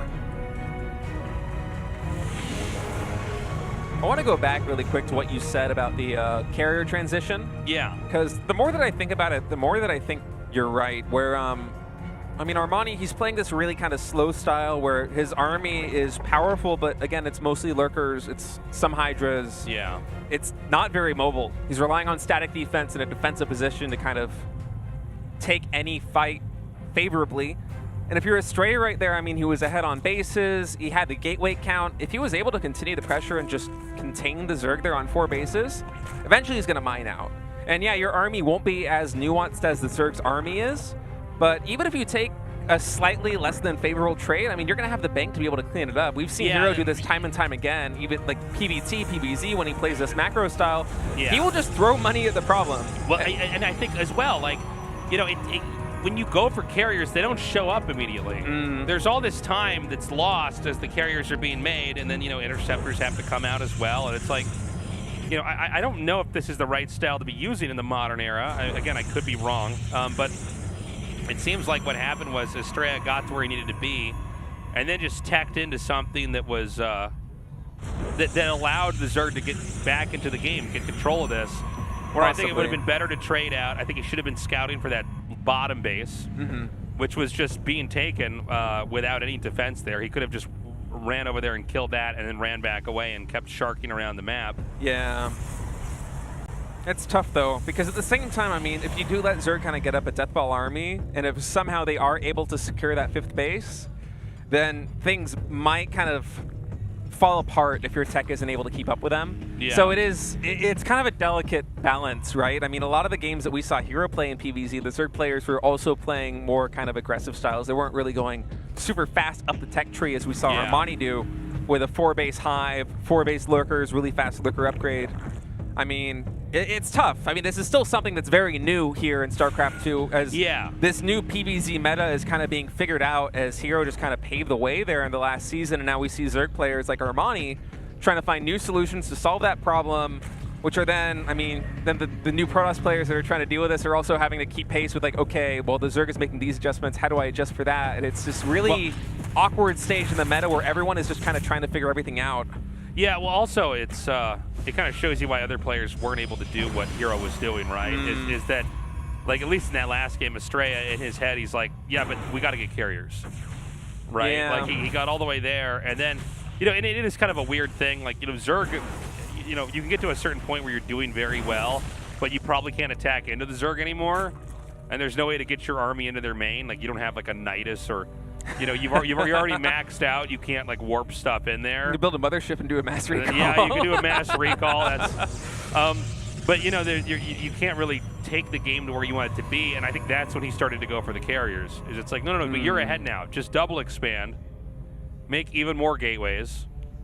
It does feel awkward, though. I mean, if you're not, when you're playing with a low-tech army and you're not able to trade, it does feel awkward. It feels like you are kind of on the clock. But think about that drop that was picked up, right? I mean, you, like make the drop and then just recall into the main and kill that and go back out and remake. I think. I'm wondering if he actually did see that though, because it was right on the on like the. I know we saw it, but I mean, just because it blipped on his mini map didn't mean that his mind and he didn't internalize it and make it a thing to react to, because it did seem. Well, no, he did make all the cannons though, right? But at the same time, maybe he's making those cannons just because he's anticipating something like this being a threat. I feel like if he was aware of this, he would have had more defense there, because again, like his top left army stayed on the top left side of the map. Yeah. And his bottom army, he pressured the 6 o'clock base, but it didn't seem like he had anything. He had no units in his main, so I don't know. Maybe just caught a little bit off guard there. Maybe a little bit slow on the preparation, and then of course being down with not enough energy to recall is just kind of unfortunate. And again, like what we're seeing out of Astrea, going up to 3 bases, kind of mirroring the build that we had last game. Some nice oracles to start things off, and then adding gateways, adding blink, getting that forge up, and we'll see if Armani goes for the same high-tech style that we saw him play in a previous match. But, I mean, who's to say? Once you're up a map like this, maybe you get in the Protoss' head a little bit, where they might have to make some adjustments, like, oh, I got to find some other way of dealing with this high-tech style. This low-tech style isn't cutting it. Sure, yeah. And then maybe you come in with a Roach Ravager Ling timing or something like that. I mean, could be. I mean, I thought we were talking earlier, even before the show started, that we thought he was going to have some faster games, right? Yeah. But so far, it hasn't really been the case. He's been pretty reactive overall. And so, again, this is all looking literally almost exactly like the way that Game 1 opened up, with stalkers and observers. I'm sorry, not observers, oracles, excuse me, out on the map. I like this synergy too. I mean, having the oracles like this allows the Protoss player to really move across the map and deny creep before blink is up. Yeah, it's a way to, you can always fight and trade efficiently, because it's just really hard, especially with blink, for them to ever catch the stalkers unless you go mass lings. But then, of course, the oracles kill the mass lings. And like you said, you can kill creep tumors and all that. So it's just like, it's a smart way to approach the game. Kind of like we see with these Terrans that get, 2 medevacs of Marines and start to roam and kill creep tumors. A lot of the same ideas at play. ByuN did that fantastically in Game 2 against Armani today. Yeah. And wow, we actually have a... So this is going to be one of those fast attacks. Oh, State, you were right. Now, a couple thoughts here. It looks like he wants to hit this base at 6 o'clock. If he unpowers all those gateways, he may just win this, okay? Yeah, the gateways will make defense kind of tricky, because it might be a little bit more difficult for Astrea to get a full concave up on that right side. You see those 2 gateways there by the 3 gateways actually by that gas geyser kind of limit the surface area where the Protoss player can get an arc, and I believe we do have queens and these overlords. He shot down 1 overlord. One to get sniped, but man, that's a lot of roaches, that's a lot of ravagers, and I don't know if Astrea is going to have the unit count to deal with this. Only 18 stalkers right now on the map. But man, I'm liking this overcharge right now. Yeah, it's pretty wild. Armani's not really able to clean up. He's not really killing a lot of the critical units right here for Astrea. He does unpower the gateways, but I think the Stalker Ball... He might have overcommitted on that pylon there. Yeah, I think he might have. I mean, this the is shield so overcharge, many stalkers, man. The shield overcharge defending that pylon was fantastic, and Astrea with some beautiful, beautiful micro. Look at this concave he has set up. I mean, it's still really close, but it looks like he might have a defense here. Yeah, well, he's slowly chewing his way through this, isn't he? We're seeing the Roach Ravager try to come down from the bottom. But there are so many stalkers here. And keep in mind, these stalkers can keep chasing off creep as well. Yeah, and also Astrea is a 4th base behind this. This is not 3v3 bases. Astrea has a much more powerful economy than Armani. If he's able to stabilize, that's pretty much going to be game, I want to say. Oh, that stasis trap catches so much of the army. Even I didn't notice that one, man. I didn't see it at all. I was actually confused with what happened there for a second. Nicely done, man. Astrea with an immaculate defense right there. I was worried about him seeing that the gateway positioning over there at the 3rd base, but he just made it work wonderfully. Yeah, and now he can come back down here and crush this army as it unfreezes. And that's it, GG. Wow. We're going to Game 3. That was a scary moment there for Astrea, but That was also some immaculate defense. He just made that Sick. work. It was really sick, man. And you know what's funny? Like, we were talking about it before the fight even happened, where it's like, well, those are 6 gates, right? If you could take that out or unpower it, I think you win. But the clutch play on the pylon, keeping it alive. And there was this moment where there were so many stalkers on the right, like killing Zerg units, and it's like, I think you need to start attacking his army. I think you cannot come in on that pylon like this. He's slowly whittling you down. And that's what happened. The action happened so fast that it was hard to follow, but it seemed like, yeah, he focused on that pylon. Astrea went for the overcharge on the battery, defended the pylon, and then Armani's like, okay, I gotta kill the battery. And then he overcommits on the battery, and then the battery takes forever to die because the probes are also surrounding it. Yeah. And by then, as you said, like his army has just been whittled down, and also Astrea was able to fix his concave issue and have a lot of stalkers on the other side. That's right. Great play there by Astrea. Well, we're gonna go to Waterfall for map 3 and decide who goes on to the next best of 3 and who's knocked out of the GSL Kodash. I can do this all day. Believe me when you hear me say, I can do this all day. There's nothing that I cannot say. Guangdong Freaks, Armani.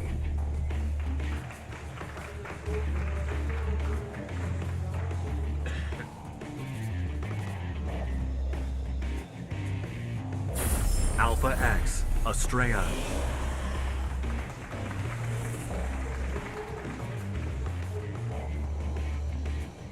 I mean, Astrea is a foreigner, and I'm probably sounding a little bit biased with how much I'm praising him. This is the American cast. Let's go. But I really like what we're seeing out of him today. Yeah, me too. Well, look, he's had some really exciting games. I mean, even the first game that he had in this best of 3 that he lost, he looked good. Yeah. This guy almost beat Hero. Ooh, this is beautiful. This reminds me of Warcraft 3. Oh, this is gorgeous. Look at this nice little path over here. We could fish here, State. There's butterflies? There's I love these trees. I don't think I've ever seen these trees before. These new What are those assets? bugs called that glow in the dark? Why am I not? Fireflies. Fireflies? Yeah, is that what you're thinking of? Yeah. That's gorgeous. Can we go like back aliens? there? Like, I don't want to watch this probe.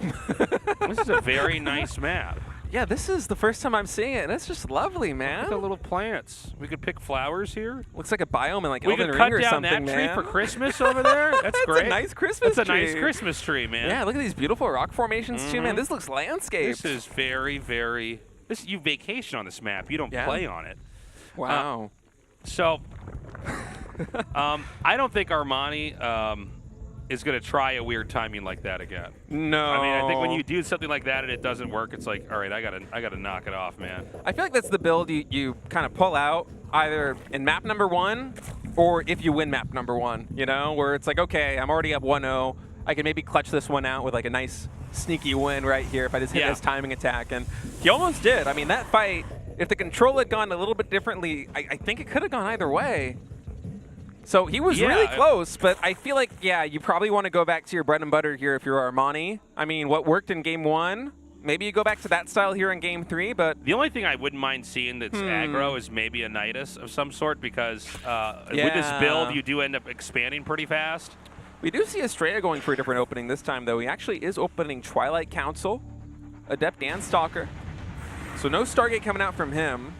Oh, right. Yeah, he's going to not get it this time.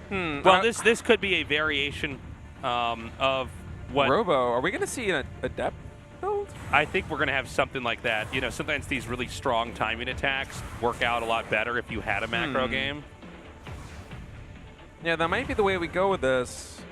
Have to see how many gateways he adds. It's one going down. Will it be Glaives?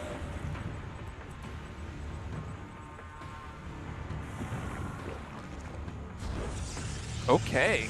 Dark Shrine.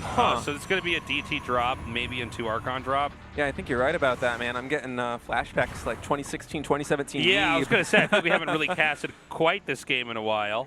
Wait. What? What? No. That can't be. What?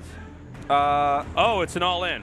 All right. It's 18 lings and a well, unfortunately, going DT is not exactly the most complimentary build. I mean, okay, Astrea needs to get a pile onto that wall. He needs to identify this immediately. Here we go. They're going to mineral walk in. They're going to push the Adept out of position, and the Lings are going to come in. That's the plan right now.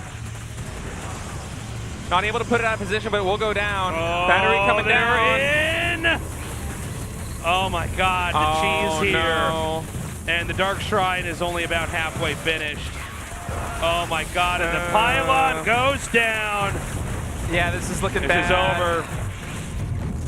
That's going to be it, man. I don't think Astrea is going to be able to come back from this No, one. I don't think so. The drone, I was so focused on what Astrea was doing, I didn't notice that Armani was coming for this Ling When the all drones in. came out, I'm like, wait a minute, is this going to be that cheeky all in? And you know, the problem is even with an Immortal here, first of all, he's going to kill the Nexus, right? Yeah, even if he cleans this up, and I mean that's well, the Immortal's going to be surrounded, so that's going to be that. Oh, that's a tough way to close this one out, man. All right, guys, lower the American flags. Get them to half mast, everybody. We lost a good American today. Oh, that hurts. That really hurts. If Astrea had caught wind of this and had a pylon on the wall, it's a completely different game. Well, the drones were pulled at a funny time, too, where he just Yeah. wasn't looking, and then, you know, they just came and hit. By the way, it's funny that Armani's being, like, really careful with what he's killing. He's not overextending at all. Well, he knows that he has a lead right now, and he's like, I'm yeah. not going to... What are the possible ways I can lose? I can overextend, perhaps. Unlikely, but that is the way I can lose. It does seem too safe, though, when there's literally no units inside the main. I'm like, okay, you could probably just kill off a couple workers, right? Like, yeah, an army supply of 6. But, I mean, he knows that Astrea needs to take this Nexus again. And yeah. As long as that's the focal point, yeah, it's going to take a little bit longer, but, I mean, it secures the win, you know? It's a lot of Lings. Okay, so here come those Lings now. Yeah, I think he's just going to do this.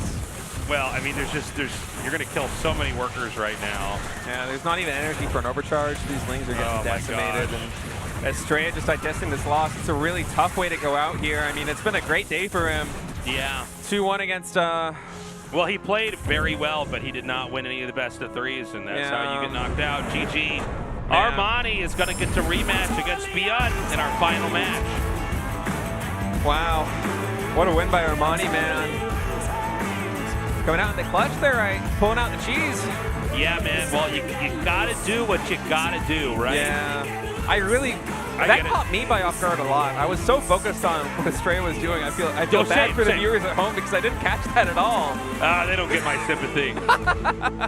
No, I was like, what? Yeah, we've been so caught up in this PvZ meta, right? Yeah. And like all these weird ways to play, but then, yeah, you could just drone Ling all in. Getting ahead of ourselves. You know, win in the blink of an eye. Guys, we're going to go to a break. When we come back, the final best of 3 in Group A of the GSL Code S. Stick around.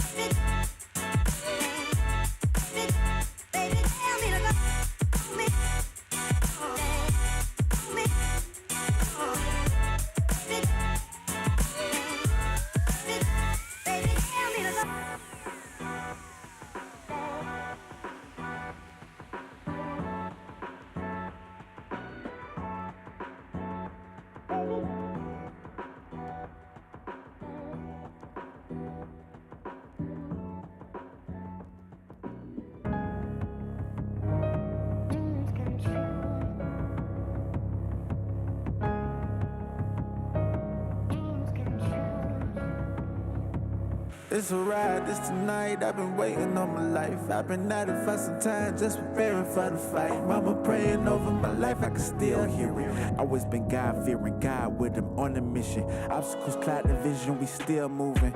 I anticipate hell freezing before I see my team losing. You know that's power when you're unified.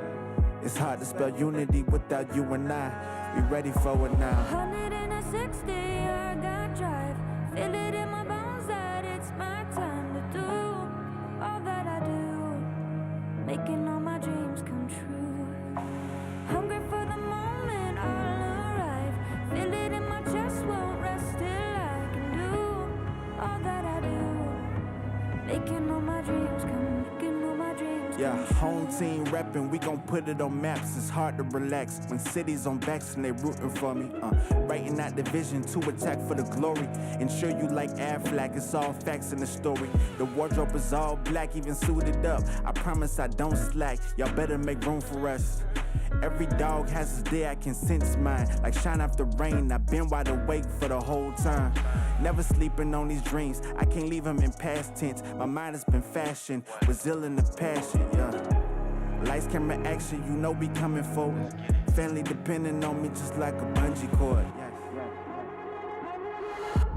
160, I got drive. Feel it in my bones that it's my time to do all that I do. Making all my dreams come true. Hungry for the moment, I'll arrive. Feel it in my chest, won't rest till I can do all that I do.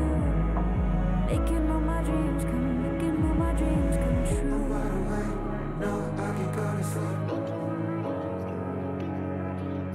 I'm wide awake, no, I can go to sleep. No, I can go to sleep.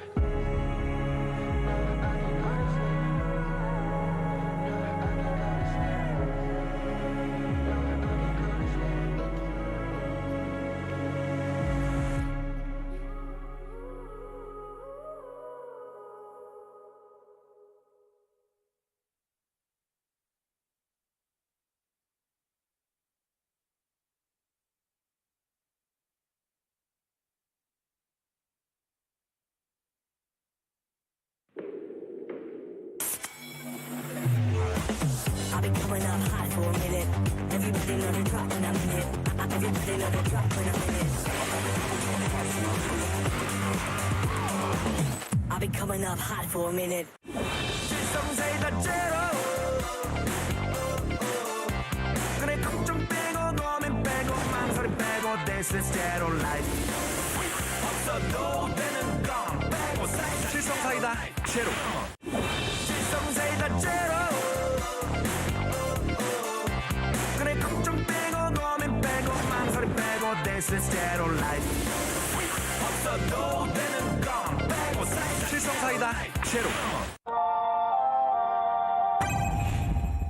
상큼함 맥스, 칼로리 X, 맛있는 탕스 제로. 요즘 제일 탐나는 제로 탕스 제로. 같이 떠나볼래? I've been coming up hot for a minute. Everybody know the drop when I'm in it. Everybody know the drop when I'm in it. I've been coming up hot for a minute. Some say that zero. 그래 걱정 빼고 고민 빼고 망설임 빼고 This is zero life. 없어도 되는 건 빼고 살. 칠성사이다 제로.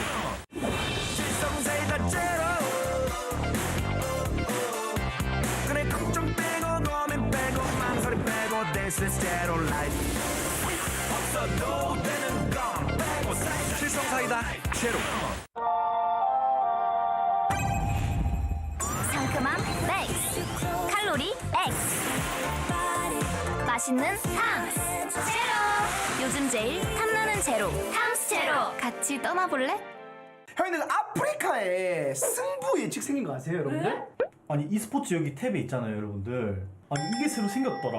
저는 광동에 올인했어요. 아 진짜요? 네. 아 그럼 전 DRX에 올인. 모바일도 똑같이 아래 가운데 보면 e스포츠 있어요. 잼이라는 포인트가 있어요. 아프리카 내에서 쓸 수 있는 재화라고 생각하시면 돼요. 잼을 사은품으로 교환 가능하다고요? 이 잼으로 응모를 다 할 수 있어. 키보드는 벌써 나갔네?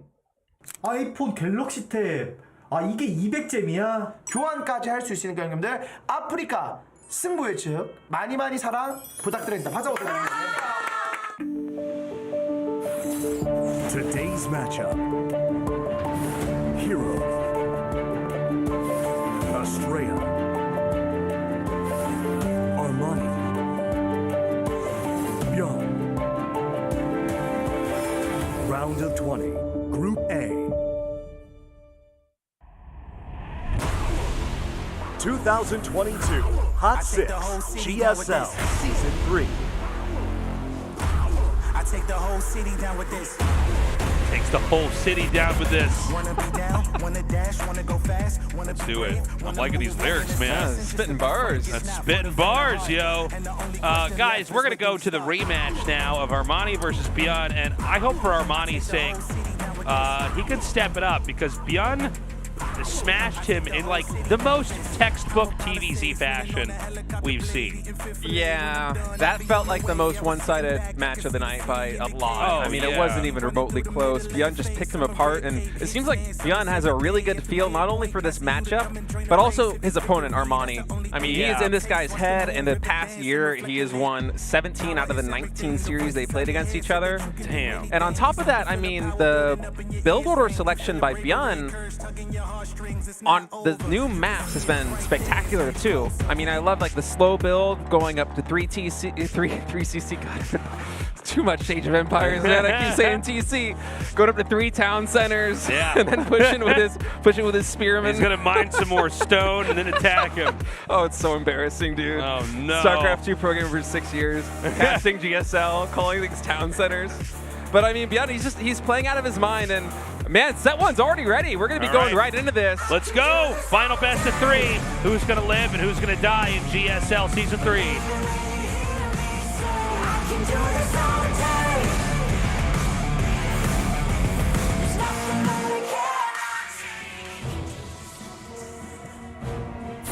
Guangdong Freeze. Armani.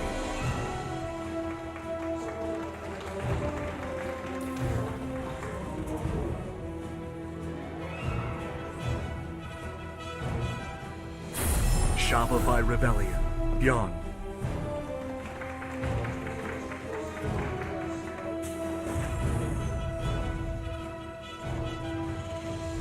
Some ByuN support here. Yeah, I mean, I want to see how ByuN's going to try to play this out. He had very prepped builds. He always does. He always does. It is, an interesting thing when you have a rematch versus a guy that had really prepped builds, because it's like, okay, well, do you have 2 more? Are you going to 4-0 me? Guarantee you he does. You think so? Absolutely. I mean, how many sets these guys play in like online tournaments, for example? You got to be able to mix it up in like a daily tournament where you play like 1 Zerg 2 games, then you play another Zerg later in that tournament. Yeah. And ByuN, I feel more so than almost any other Terran. I mean, Maro is also one player that can do this quite often. He's so good at mixing up his strategies that he is dangerous in any Best of X series, and I think he's also dangerous in this kind of situation where you play him again, because I wouldn't be surprised if we saw him do a different build every single map of this one, even including the matches that we saw earlier in this earlier today. Now going to Reactor first into a command center is ByuN. And I mean, just the tactics that he comes out with has been superb. I was watching a little bit of Armani versus ByuN from some of the online tournaments before coming in to cast this today. Yeah. And like, this is a guy that can just hit you with absolutely anything. Like, he'll come in with like Widowmine drops with an armory. He'll come in with Cloak Banshees. He'll come in with Marine pushes. And it's just like, how do you prepare for a guy like that? It's so tough to have a defense prepped for everything. And it's also so hard to get a good read on exactly what build it's going to be. Yeah. Also, I do wonder if Armani is going to try to just, I don't know if it's going to be a jump the shark or not, but just do some kind of super cheese or something weird. I was surprised we didn't see that in the previous Best of 3. Well, here's the thing, though, because, like, Armani, like, we see him play these macro games, but, there's always something a little bit degenerate about cheesing, right? And it's one of these things where, like, you look like a genius when it works, and you look like an idiot when it fails, right? Uh-huh. But some players seem to be prone to cheese because it's the right setup in the build in the series, on the map, in the matchup versus the player. Whereas there are other players that seem to, and I think Armani's one of these players. I don't want to be too harsh on him, but like he'll macro a little bit, and if things don't seem to be working out his way, he starts to cheese in all his games. Does that make sense? Yeah. I mean, even versus Astrea, it was like he played a good macro game in game 1 and almost lost and then won. And then in game 2, it's like he's like, timing attack, oops, didn't work. All right, Ling drone all in. And I mean, as great as Armani was in that game against Astrea, I can't imagine he's confident against ByuN. And so I just wouldn't be shocked if we have some kind of surprises here, or some kind of aggro. ByuN is truly one of his biggest nemesis, I think. Nemesi. I don't know. Because just like the stat line between these two guys, I mean, Armani's a very good Zerg. He should not be losing 17 out of 19 best of X series against anyone, I feel like. I mean, even the best Terran player in the world. Right. Like, I would expect him to take possibly more than 2 series against Maru. So for me, it almost feels like perhaps he has kind of a mental block against ByuN, or maybe that's just a really strong stylistic mismatch. Look, in my own experience, like a million years ago when I played, competitively, I had that versus some players where it's like, even though I feel like I look at them, this is actually a lot of drone kills, by the way. Yeah, 6. It just keeps adding up, too. He's not able to get a good surround on these Hellions. Yeah. 8 drone kills is way more than you bargained for when you decide to come in with a 4 Hellion run by. I mean, 5 Queens, a handful of Lings. Should not be losing 8 drones right there, and that's really rough here for Armani. And now the Cloak Banshee's coming in. Gonna try and find some more damage, and we'll see how ByuN decides to kind of converge this in with a timing attack, because that's usually his bread and butter, is to do these kind of finesse openings and then go for a really strong killing blow. But yeah, that was a rough defense right there. Yeah, I mean, ByuN definitely got the job done. And there's going to be a follow-up with Cloak Banshee, so we're going to see probably a delay in that actual big timing attack that you were talking about, State. But when it comes, yeah, I'm watching to see if it's going to be fatal. Yeah, we'll have to see. Cloak Banshee trying to find any damage it can, but Armani is well prepared with that's a cheeky spot right there. Can barely hit the drones mining gas.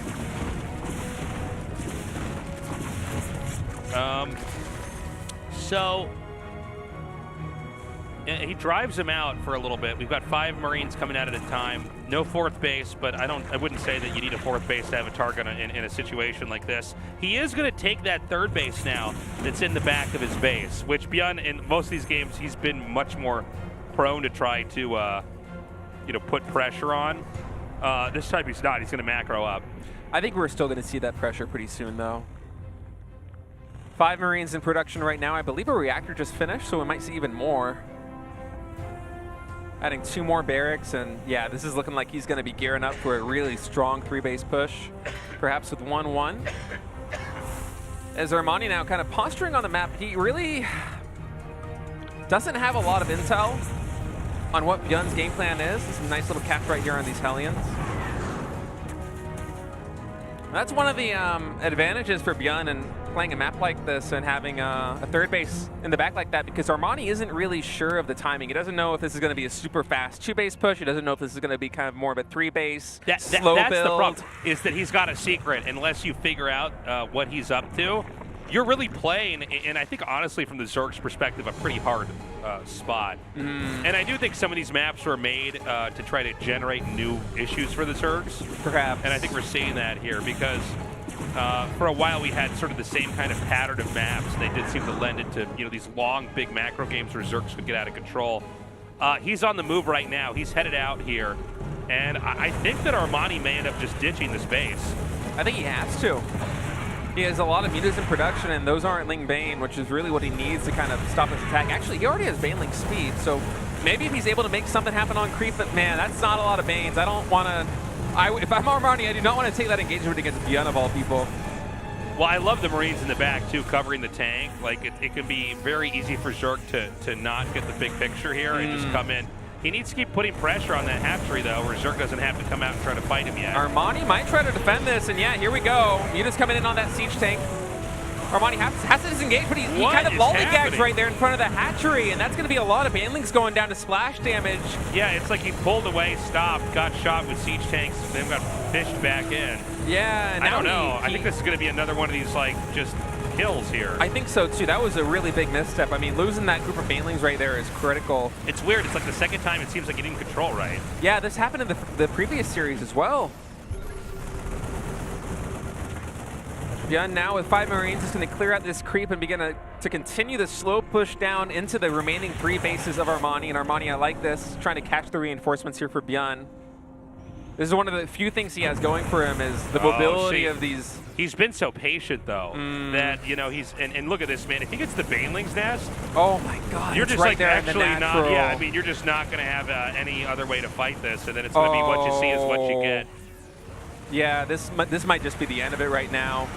Well, he may have enough Banes to take this out. Well, I apparently don't know. not. I was wrong. ByuN with his Marine control, he's one of the best in the business, especially when it comes to the splitting. I mean, it's like him and Maru. I don't know who else does it as well as they do. Yeah, this is brutal, man. Armani just getting absolutely run over right now, and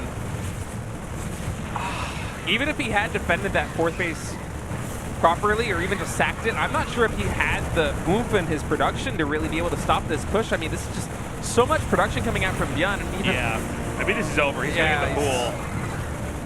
Yeah, this one's done, though. Yeah. Some very low Marines, though. Yeah, some Marines that aren't doing great on HP, but there's more to replace them up here as we're going to have another base go down. I don't think he killed the spawning pool, by the way, but I don't know how much it matters either. Yeah, I mean, even if Armani is somehow able to stabilize, ByuN's just going to push in 1 or 2 more minutes, and even these Marines are just going to be enough. That's All right. it. ByuN does it again. Nothing is changing in these games. It's like we're in Groundhog's Day or something for these games. It's the same tear and push every game. Armani dying the same way. It's ByuN's bread and butter, man. He loves these nice kind of finesse openings, catch some drones, slow down the economy of the Zerg, and then come in with a really big timing push. And he doesn't really incorporate a lot of Widowmine play. He doesn't really focus too much on the siege tanks. Usually it's just 1 or 2. It's just a ton of upgraded Marines, and he's one of the best in the world at splitting them. And you saw right there, Armani could not get any good connections there with his Banelings, and right now it seems like this puzzle is something that he might not be able to solve. So we're getting ready for set 2 on day to see. Armani. Look at Armani right now. It's like, he's like, what do I do, man? I can't even get into late game here. Every time it's Marines, tanks, and medevacs come, and then Armani doesn't have enough. He's got to come up with something, or this is going to be the last game, and Armani's going to be out as ByuN would move on into the round of 10. I can do this all day.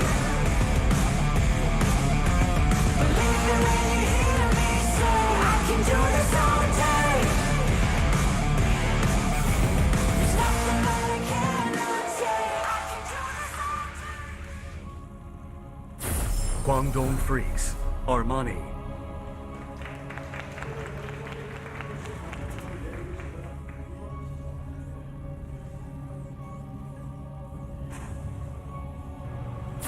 Shopify Rebellion, ByuN.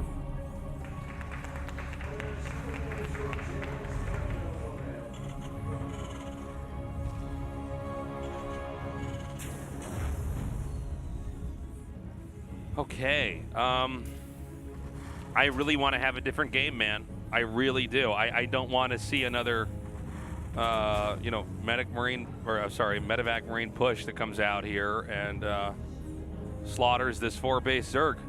I think we're going to see the push. What I'm wondering is whether Armani is going to be able to defend it, because a lot of the times that these pushes are happening, ByuN is getting some kind of advantage ahead of time, you know? Yeah. For example, in that game, keep in mind, he picked off 8 drones very early on the natural expansion of Armani, and that was like minutes that those drones weren't mining. It was so bad. I mean, he could have had so many more lings if that wasn't the case, and perhaps he's able to defend at the 3rd base. The 4th base, excuse me, but every jab that ByuN comes in with does end up decking Armani. Yeah. And putting him in a bad spot, which only makes the the 2nd or 3rd setup attack here really strong. I mean, if Armani's going to survive this, he needs to like judo flip some of these attacks, like pin all the Hellions and kill all of them and not lose the drones. Now, that's easier said than done. That's a lot less of an idea and more about control. But otherwise, I just feel like ByuN is going to skate further ahead. And, I do want to point out most TVZs we see don't end like this in GSL. That's right. In fact, very rarely do we have one where we go, well, that was just a great mid-game tear and he killed him. It's funny to see it happen over and over again. And I don't even feel like Armani dies that often to other top-tier Terrans this way. ByuN just has his number, and I feel like if Armani is going to come back in this series, he's going to have to completely tighten up his early game defense. I mean, he has to be impenetrable basically until that first push comes in with Marines in the tanks. Yeah. Because if he continues to take any damage, he needs every single piece of the puzzle to go right for him until this happens. Some Roach Warren here. Okay. On 3-hatch. I like that he's mixing it up. I'm not sure exactly what the play is going to be here for Roaches. Is this to stop? Well, let's see. Let's give it a little bit of time here, but it seems like, and this is where you could get like 2 pro gamers to do like a huge deep dive into like what each build is exactly and what's happening, because it seems like what Armani's doing is he's used to playing against Terrans who don't overcommit with production and kind of flow out a third base safely and you know, focus on double eBay. Okay. And invest into late game, whereas I think what's happening, so that Armani seems to not die in those games. I think ByuN basically powers up way harder on 2 bases. And the way to stop that is you have to power up and match him on your 3 bases as Zerg or 4 bases as Zerg. And he hasn't done that. And so basically the push just wins every time. He's going to all in him. Yeah, you're right. For a second I was thinking this might be some kind of way of solving the puzzle in the early game to defend, but instead Armani, I mean, you said it before that sometimes he falls into this trap where when things aren't working, he just busts out the cheese. And yeah, he just starts to rush, and I think it's predictable. And I know I've said that in more than just, you know, the series here against ByuN. If you go back to my older cast too, where I've seen this a lot of times. Like he's like, I don't like these late games, and part of me almost feels like just cheese it early in the first game and then try macro in the second game. But I don't know if this is going to work. This is really dangerous here for Armani. ByuN does spot it now. Stim is about 10, 15 seconds away, and once Stim is done, if the SCVs are able to meet shield for these Marines, he will be able to DPS this down. He just can't let the Ravagers connect. Armani continuing to push up now. ByuN just kind of content to concede this position until he has his medevacs out. See, and he handled Stim. it very well. He's just stayed patient. Yeah. Keep in mind, this stuff can't really run away against Stim Marines. That's right, and Armani kind of knows it. I mean, he built some more drones behind it because he knows he lost a lot of tempo, but it's only a couple of drones before the Zerglings start, so we'll see if he's actually going to transition off of this, but as it is, I feel like, maybe the pressure accomplished what it was aiming to do.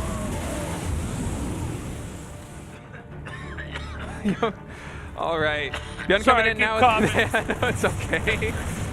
I've been there, man. COVID was rough on me, man. I've it's still got brutal. This awful cough. Yeah, nice double drop coming in here from ByuN and Armani. He doesn't have enough lings to deal with this right now. He's actually bleeding drones, and these lings just kind of filing in single file, not really getting any damage done on these Marines. Most of them are going to be able to pull up out and away.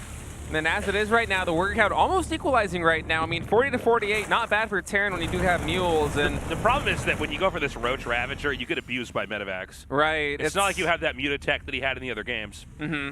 It's also like the same kind of trap that a lot of Protoss players would fall into if they go charge lots instead of Blink Stalkers. It's the same thing where like you just get punished on mobility, especially when you have bases set up like this where you see if you're going to go as the Zerg from the third base into the main base, you have to go all the way around into the natural to reach that spot. So there's 2 really kind of distant pressure points you have to deal with, and that's why Armani had to make so many links to try and manage this defense. And ByuN behind it, continuing to add siege tanks, going up 2 engineering bays and a 3rd CC. And I kind of do like that pressure that we saw from Armani. For a moment, I thought it might be him just going for an all-in, but actually, the pressure kind of accomplished what he aimed for it to do. He got a couple of supply depots, he forced a lift on the command center. He slowed ByuN down a little bit. The question for me is whether the tempo that he's losing in terms of his tech, as you said, he's not getting the Mutalisks out quite yet. He's only just now getting Gleoid Constitution, the Roach speed upgrade. Is ByuN going to be able to eke out too much damage before Armani's able to start firing on all cylinders? I mean, that's the big question, right? I do think that Armani's going to have enough to probably take a fight here, unless ByuN can tactically set up a position to punish. And it looks like he's trying to do that. I don't think he has enough at the front to push in is the problem. He needs to have like a heavy amount on one side or the other. He's going to try to come into here. He could probably kill off some lings, but not much more than that. I feel like this is more about map control now. I mean, you see the creep getting all the way pushed back to the remaining 3 bases of the Zerg player. And this is something that ByuN has done consistently against Armani throughout the day, where he just controls the creep spread on the map. and he establishes kind of a foothold to set up a tank push later, and we'll see. Able to come in there, I think, almost picking off one drone, saved by the hacker, saved by the extractor right there. The hacker, man. The hacker. You know, honestly, this is probably the best game from Armani. Yeah. Between these two that we've had so far. Absolutely. He is going to get a deny there. ByuN gets that. That's not the end of the world, though. No. That's like the least bad way to lose the hatch, is to have it canceled immediately when it starts. Right. And Armani, I mean, he's only sitting on like 70 drones right now, so it's not as though he's really searching for too much more saturation. He will retake that 4th base now as he pushes ByuN back. ByuN is getting the main base, kind of getting confirmation here on the tech, and Armani throwing down an infestation pit is interesting to me. I wonder if we're going to be seeing a hive straight away. There's no way this is for infestors, right? I don't think it's for investors yet. I mean, we'll see. There's a lot of different branches you can have here when you get this late into the game here. He does. It's hive, okay. He needs to tack away from. It's going to be lurkers, I think here. It's got to be a tech that gets him out of this roach ravager that he's kind of been stuck on. This doesn't pay off in a long game like this. Especially if he gets caught out on the map. It's a little concerning because the creep spread for Armani is not great right now, just starting to push into the middle. And in this ground army for Armani, in a straight-up fight, it does really well against just Marines. I mean, ByuN is not really doing these pressure plays to kind of get a lot of damage. Oh no, the tanks might get caught here. Oh, that's some nice micro there by ByuN, really reducing the surface area, but he will lose 2 tanks. That's kind of stunning, man. I mean, you wanted those 5 tanks for the big push. That was kind of... Oh, Armani. Oh, he's going to come in here, and let me tell you something, man. If these tanks siege up... Yeah. And, he could, if he does do it and he gets the bile come down on him, he's going to kill him off immediately. Yeah, losing those 2 tanks is really putting the pressure on ByuN to try and come manage this defense right now. Armani will pull back. Not confident enough to take that fight completely. As we see ByuN doing some drop harass over here on the 4th base of Armani. And it looks like it will be lurkers eventually coming out right now as that hive is just finishing. Actually, Vipers. Yeah, Viper in a lurker den. And right now, I mean, I feel like Armani has kind of been in control of the game from that roach push. There was a brief moment where ByuN was getting some damage done with his medevacs, but once that window closed, it feels like Armani's been pretty much spotless in terms of his defense. Yeah, I mean, Armani's kind of gotten to where he needs to be. This is one of the things that I've always noticed with him is, like, I don't think his late game's actually that bad. I think in between mid game and late game he struggles. But if he can get to where he needs to be, I think he's a solid Zerg that can do a lot. And this drop getting a little bit of damage done. Some lost mining time, but this time Armani, I'm taking that for a medevac and some Marines. And yeah, this drop also just going to get stopped here in the main base. And Armani, man, he doesn't have a lot of anti-air, but he is really leveraging these Zerglings, Roaches, and Ravagers to stop this. ByuN is trying to find any hole he can, and he actually might be able to get one. The 6 o'clock place is in danger. Will he try to force it down? Instead, just going for the drones in the pickup here. 11 drones now going down as ByuN does take a worker lead. You know, this is one of the harder things to do as a Zerg, is to try to put out all these fires as the medevacs kind of swoop through and hit all these different locations. But he's doing it, man. Especially with the composition that he has. Yeah. It's not the easiest one to deal with medevacs. Big Roach Ravager Bruiser comp. Oh, big drop over here. Oh, this is starting to fall apart a little bit here for Armani. Well, that's a lot of damage. I spoke a second too soon because he was crushing until he wasn't at all. Now there's 18 drones down. That's often the way it goes. I mean, you're kind of limited in your options right there as Armani in terms of how you're dealing with this. Like with no Mutalisks to kind of come in and finally clean up those medevacs. Unless you're perfect time and time again, it just takes 1 or 2 things for the dominoes to start falling and you lose maybe 10, 20 drones, potentially even a hatchery. Yeah, and I mean, you're just not competitive anymore. And now a hatchery is going to be killed. Not canceled, but killed. Yeah. And again, you know, even though the supplies look very scary, as Zerg has a lot, it's mostly Ravagers, man, and Roaches. Roaches and Ravagers. Yeah, they cost more supply, so it looks like the army's bigger than it is. And ByuN is going into Ghosts, which are going to be a fantastic unit. I mean, Yeah. The ultimate endgame unit in any TVZ is the Ghost. Oh, yeah, dude. I mean, being able to snipe all these important units like Lurkers. And Zerg's going to come in here for a fight. I don't think we've got a shot at what Terran has exactly. He does have some Ghosts. Some nice pickups here on the Vipers right now. Is actually...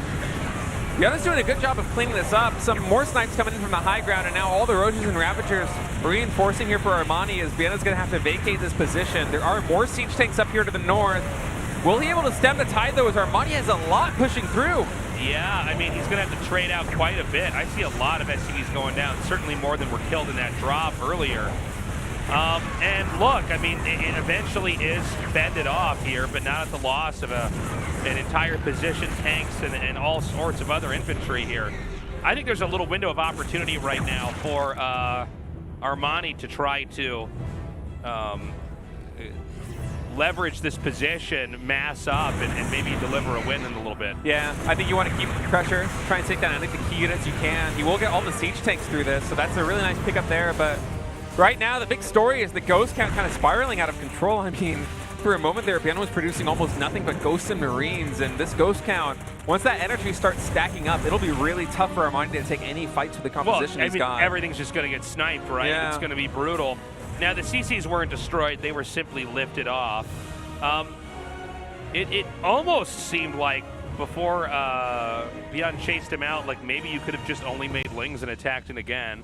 Possibly, but I mean, the Ghost just shred those Lings too, and with the Marines reinforcing, I feel like Armani just didn't have the production up to really overwhelm there. I mean, would have taken a huge force. Yeah. I don't know, man. That was a great attack there by Armani, but this composition that ByuN is building right now, it's looking really powerful.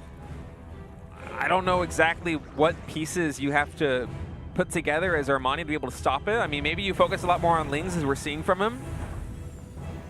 But I think the melee attack upgrades, if I'm not mistaken, aren't really great for him right now. That might just be +1 melee attack coming in, and considering the +1, considering the Terran's already on +3 armor, these Lings are not going to get much, if anything, done. It's going to be 11 Lurkers. I mean, this is definitely Armani's game to lose right now. I feel like ByuN is in really bad shape. You think so? I mean, this composition, like... But Terran has, I mean, Zerg has so much of the map right now. I mean, I don't know. In my experience, when Zerg gets this big, it gets harder for the Terran to ever fully wipe them out, especially on these maps where we have like this upper left area and the bottom right area. They just keep growing on both sides. We'll see if I'm wrong. I mean, yeah, it's possible. I see the point that you're making, but I feel like there is a case to be made for ByuN if he's able to kind of turtle up until he hits max with all these Ghosts, but Armani's looking to try and stop that out as he's going to be fortifying this position with a lot of Lurkers. Snipes coming in now. We'll pick off the ones in the front. So many Ghosts, man. Armani gearing up for a run by here on the 4th base. Only tanks here to defend. He will be able to pick some of them off, forcing yet another lift. Yeah, I mean, again, big win in here. Yeah. But he does bleed off quite a bit, though. I mean, this is a pretty big punish with the snipes. You are not wrong about that, State. Yeah. That is pretty brutal. I mean, there's a case to be made for both players, right? I mean, Armani, his economy right now is fantastic. He's consuming the map. His creep spread is just everywhere.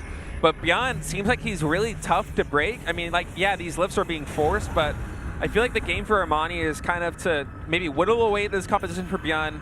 Don't let him hit that critical mass of Ghost, Siege Tanks, and Marines, and try and deny a 5th base coming in from him, similar to what we thought Astrea should do against Armani earlier today. If Armani can kind of turn that on its head and deny this command center floating over to the 12 o'clock position, I feel like he's in a good spot. But if that planetary gets up, it could be really dangerous. And actually, it's going to be Ling Bane, the selection here for Armani, and I quite like this. I mean, what does ByuN have to deal with such a large group of Banelings? I mean, if those were able to connect with the Ghosts, that's just going to be GG, right? Well, the tank count's been thinned out a couple times army here too, right? Yeah. He's really got that number down. By the way, the only, I guess there's a couple of the bases that Armani could take, but I'd love to see him just take the top left as well. And just start draining these resource nodes. I think this is the composition that you want if you're Armani. I'm loving this. This is going to be so many Banelings coming in. ByuN will lift off this base at 12 o'clock. And we'll see if Armani, I can't say his name, man. All right, coming in. Armani Schwarzenegger. Oh, that's so many bailings. ByuN's gonna have to lift off. They're all coming back to the 12 o'clock position right here. Is again, the siege tanks and the ghosts are just being retained constantly. And I mean, I thought that composition there for Armani looked so good, but there's no creep spread, there's no speed. He's not able to get on top of these units. ByuN just lift off. Yeah, I mean, this is getting to the point where I think Armani's starting to throw here. You know what I mean? Well, I mean, he He's keeps just not. trying to break this position, but how do you break this high count of ghosts with siege tanks in the Terran base? I mean, it's so tough. Well, this is why I think he needs to be more focused on growth and maybe trying to use Niduses or some other form of punishment positionally than attacking into the army that's set up to defend. I mean, the supplies have swung in the favor of ByuN for the first time pretty much all game. And, you know, the push keeps coming down. You know, that being said, I do think there are so many bases here for Armani that it's forgettable if he drops one over here on the center left. But Terran is, you know, starting to really play a pretty nice game of catch-up. And honestly, if he can get a couple more tanks and ghosts out and fill that in with, you know, whatever else he thinks is the right stuff to fill it in with, I think he has the opportunity to maybe try to push through and crush the Zerg. Yeah, I think you're right about that. Another Ling run by coming in, trying to pick up more key units. 2 tanks will go down, even able to get a third there with a splash. I think he got 4 total before we changed that camera shot here. Yeah, that's a nice pick off there for Armani. He needs to keep whittling away at these key units, but man, ByuN, like, this is so many ghosts right now, and is there even a way for Armani to kill? He doesn't have detection, does he? Detection here, man. Oh my God! What am I watching? These ghosts are just decimating everything. Uncloaks. He just. We don't normally have ghosts win. Sorry, everybody. We don't normally have ghosts win with cloaks. That's what they're called when you start to win with ghost cloak. They get ghosts, man. Neither of us can speak. I don't know what's going on. Falling apart here, and potentially the last map of the day. But I mean, this composition for ByuN, like, this ghost count is so high, and I think like maybe if Armani had better melee attack upgrades, he would have been able to make something work. But it felt like he just keeps running his head into a wall, trying to push into ByuN, and ByuN, every single fight, like, yeah, he's lifting his CCs, he's losing SCVs, he's losing some siege tanks, but critically, at every junction, he is retaining his ghost count, and now we got to be up to close to 20 ghosts, and... Well, also, the endgame comp is kind of weird, right? It's like Ling, Bane, Hydra. Like, I think the game plan there was like try to get the Banelings to connect with the ghosts, and if that happens and you're able to wipe them off, you win the game. Yeah, but he's too good. He's just too good at running away from this. There's nothing left here for Armani. I mean, like, the mineral bank is non-existent. He only has gas, and ghosts counter pretty much anything that costs gas, frankly, from Zerg. Wow. I mean, what a masterclass in terms of just like hunkering down and building up the ideal composition here is ByuN. I mean, that's some real crazy turtle Terran. It's kind of reminiscent of like seeing a player like Goody just like build the ultimate death ball of mech, but this time it's just ghosts. Yeah. I feel like we never really have an end game quite like this one. And I mean, look, the upper left has been completely demolished. I think now we see the army parading down here to the bottom right, and gonna try to come in here and wipe out this bottom right quadrant. And I think if that happens, I think Armani dies. And honestly, I mean, where are the endgame units we see in this matchup? Where are the Ultralisks? You know, where are the Broodlords? Where are the Infestors? Their Infestor's out now, but it might be too little too late, man. Actually pulling all of his army back to deal with that drop, and that's going to secure ByuN this position over here. He needs Fungals and he needs Baneling connections to make this work. Oh, he's just not going to get those connections. They just never happen, man. Oh, and the Infestors are here. It's too late. ByuN. It was a 2-0 at the start of the evening. It's a 4-0 at the end. ByuN, clearly the better player in this matchup. Armani is going to go out along with Astrea, and ByuN is moving on to the round of 10, and you could feel the energy. You could feel how happy he is. Yeah, ByuN with a great performance here in Group A to start off Season 3 of the GSL 2022, and Armani, man, that's a heartbreaking loss there. It felt like he was in such good control of the game until he wasn't. He just couldn't break ByuN. He could never destroy the third base, he could never destroy the fourth base, and he could never stop the death ball of ghosts from reaching critical mass. And I mean, he tried all these different compositions and just That's a painful one, man. But props to ByuN. Like, what a masterclass is TVZ today. Oh, yeah. I mean, he really delivered. And kind of a cool way to end it as well, where, like, it wasn't just, the 1-2 punch push. It was actually a pretty insane endgame and very different from the endgames we normally see. Yeah. Wow, what a comeback from ByuN. ByuN defeats Armani in the final match to move on to round of 10. Congratulations. Thank you. By winning the final match, you're now going to secure your spot in the round of 10 after 2 seasons. How do you feel? Well, first of all, I was quite relieved with the group. And as the players say, they say that Astrea is really in great form right now. I mean, he's definitely not the player to be in a tier 4 position. I mean, there are like 2 traps in tier 4 and one of them is Astrea. I try really hard, I clench my teeth, I try not to lose. I literally bit the bullet, and my performance was good today. Alright, let's talk about the match slowly and steadily today. In Data C, it was a hard game. In terms of resources, Armani had the upper hand, but with the Ghost, you were able to secure the victory in the game. I mean, I try to see if I have the upper hand or lower hand by looking at the number of army, number of production. And he was so ahead in production, and I thought I was ahead, and I thought I couldn't lose that game. And I kept telling myself that I have the upper hand.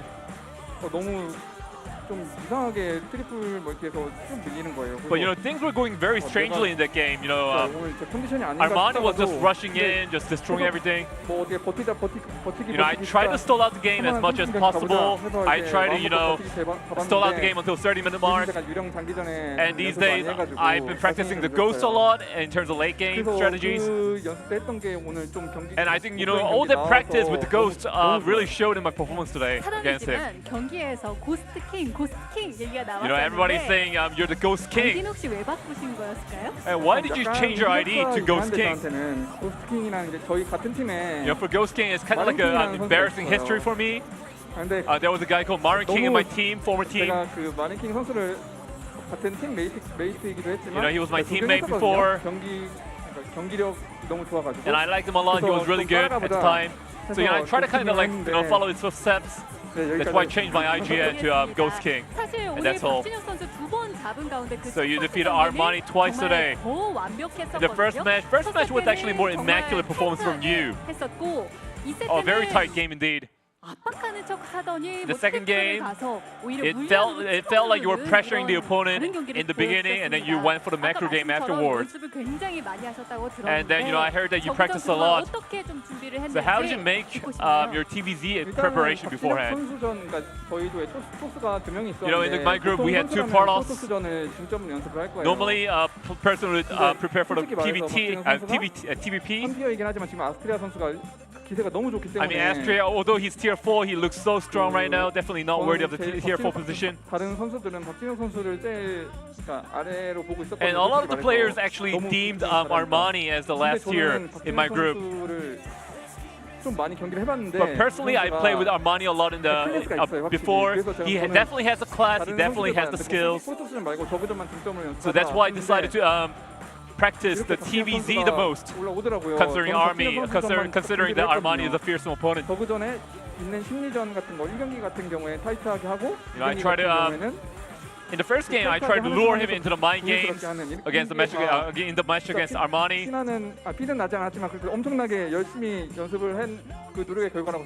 I think everything was the result of a lot of practice. So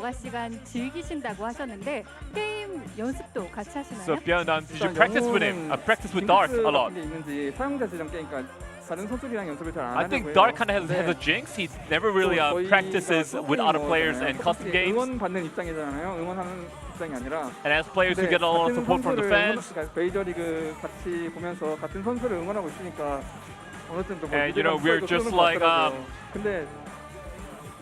we're just like rooting for each other, rooting for each player, and it's kind of like a camaraderie is formed.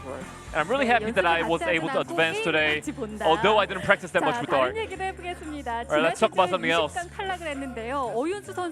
Next, last season, you were bogged down in round of 20, and then people are saying that you became the sacrificial person of Sue. So what was, how would you summarize last season? I mean, pretty disappointing in general. But I don't think a regretful one, to be honest. I practiced really hard, I tried really hard, and I lost purely in terms of skills. But even the last match against Armani, it kind of felt like the game against Sue last season. It kind of felt like a deja vu. And then I was thinking, is this gonna just like go down in flames again? But after going through today's match, I feel like last season, the match against Sue was definitely a good experience for my match against Armani today. I mean, ByuN, you really wanted to do an interview, I could tell. Alright, so before you go, anything you want to say to the fans? Alright, so next week I'm going to go overseas for the TSL 9. I'm really happy to have gained the victory today before going to TSL. I mean, I've been practicing really hard these days, but especially this season, I've been practicing harder. And we have Thanksgiving Day coming up. I hope you all have a fantastic Thanksgiving Day. In the Thanksgiving Day, I'm gonna keep practicing. And I'm gonna try to make it to round of 60 season. Wow, nice resolution from you, ByuN. Once again, congratulations on making it to round 10. Thank you. Thanks, Andy. Well, I'll tell you, man, you can see the practice is real. It is really impressive, man. ByuN looking to be in great shape. Let's see how far he can go this season at GSL Code S. Yeah, a lot of really exciting matches here today. Astrea put up a great show. 2-1 versus Hero, the reigning GSL champ. And then, unfortunately, 2-1 loss to Armani as well. And Hero and ByuN gonna emerge from our group victorious into the round of 10. That's right, and Armani and Astrea knocked out, sadly. But of course, GSL is gonna continue on, so we hope to see them back, whether that's in Super Tournament or next year in Season 1. Yeah, and this Thursday, man, we got an exciting group. Rainer. Look, it's the lineup of the Young Bachelors. Bunny, Raider, Dream, and DRG. It's going to be a TVZ fest, man. That's going to be very exciting. Yeah, that should be a pretty dramatic, long day, man. And of course, you know, Rainer being here. Dude, I mean, this is the thing I've been waiting for since the pandemic has, you know, toned down here in Korea is like, you know, you get somebody like Rainer who is one of the very best in the whole world. Could he win at GSL? We're going to answer that question this season.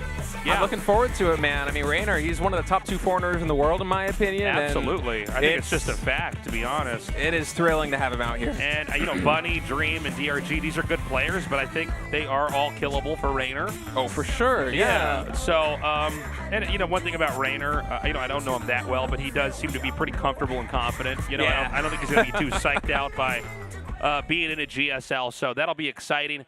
And that is going to be on Thursday. So join us for that, 6:30 p.m. KST.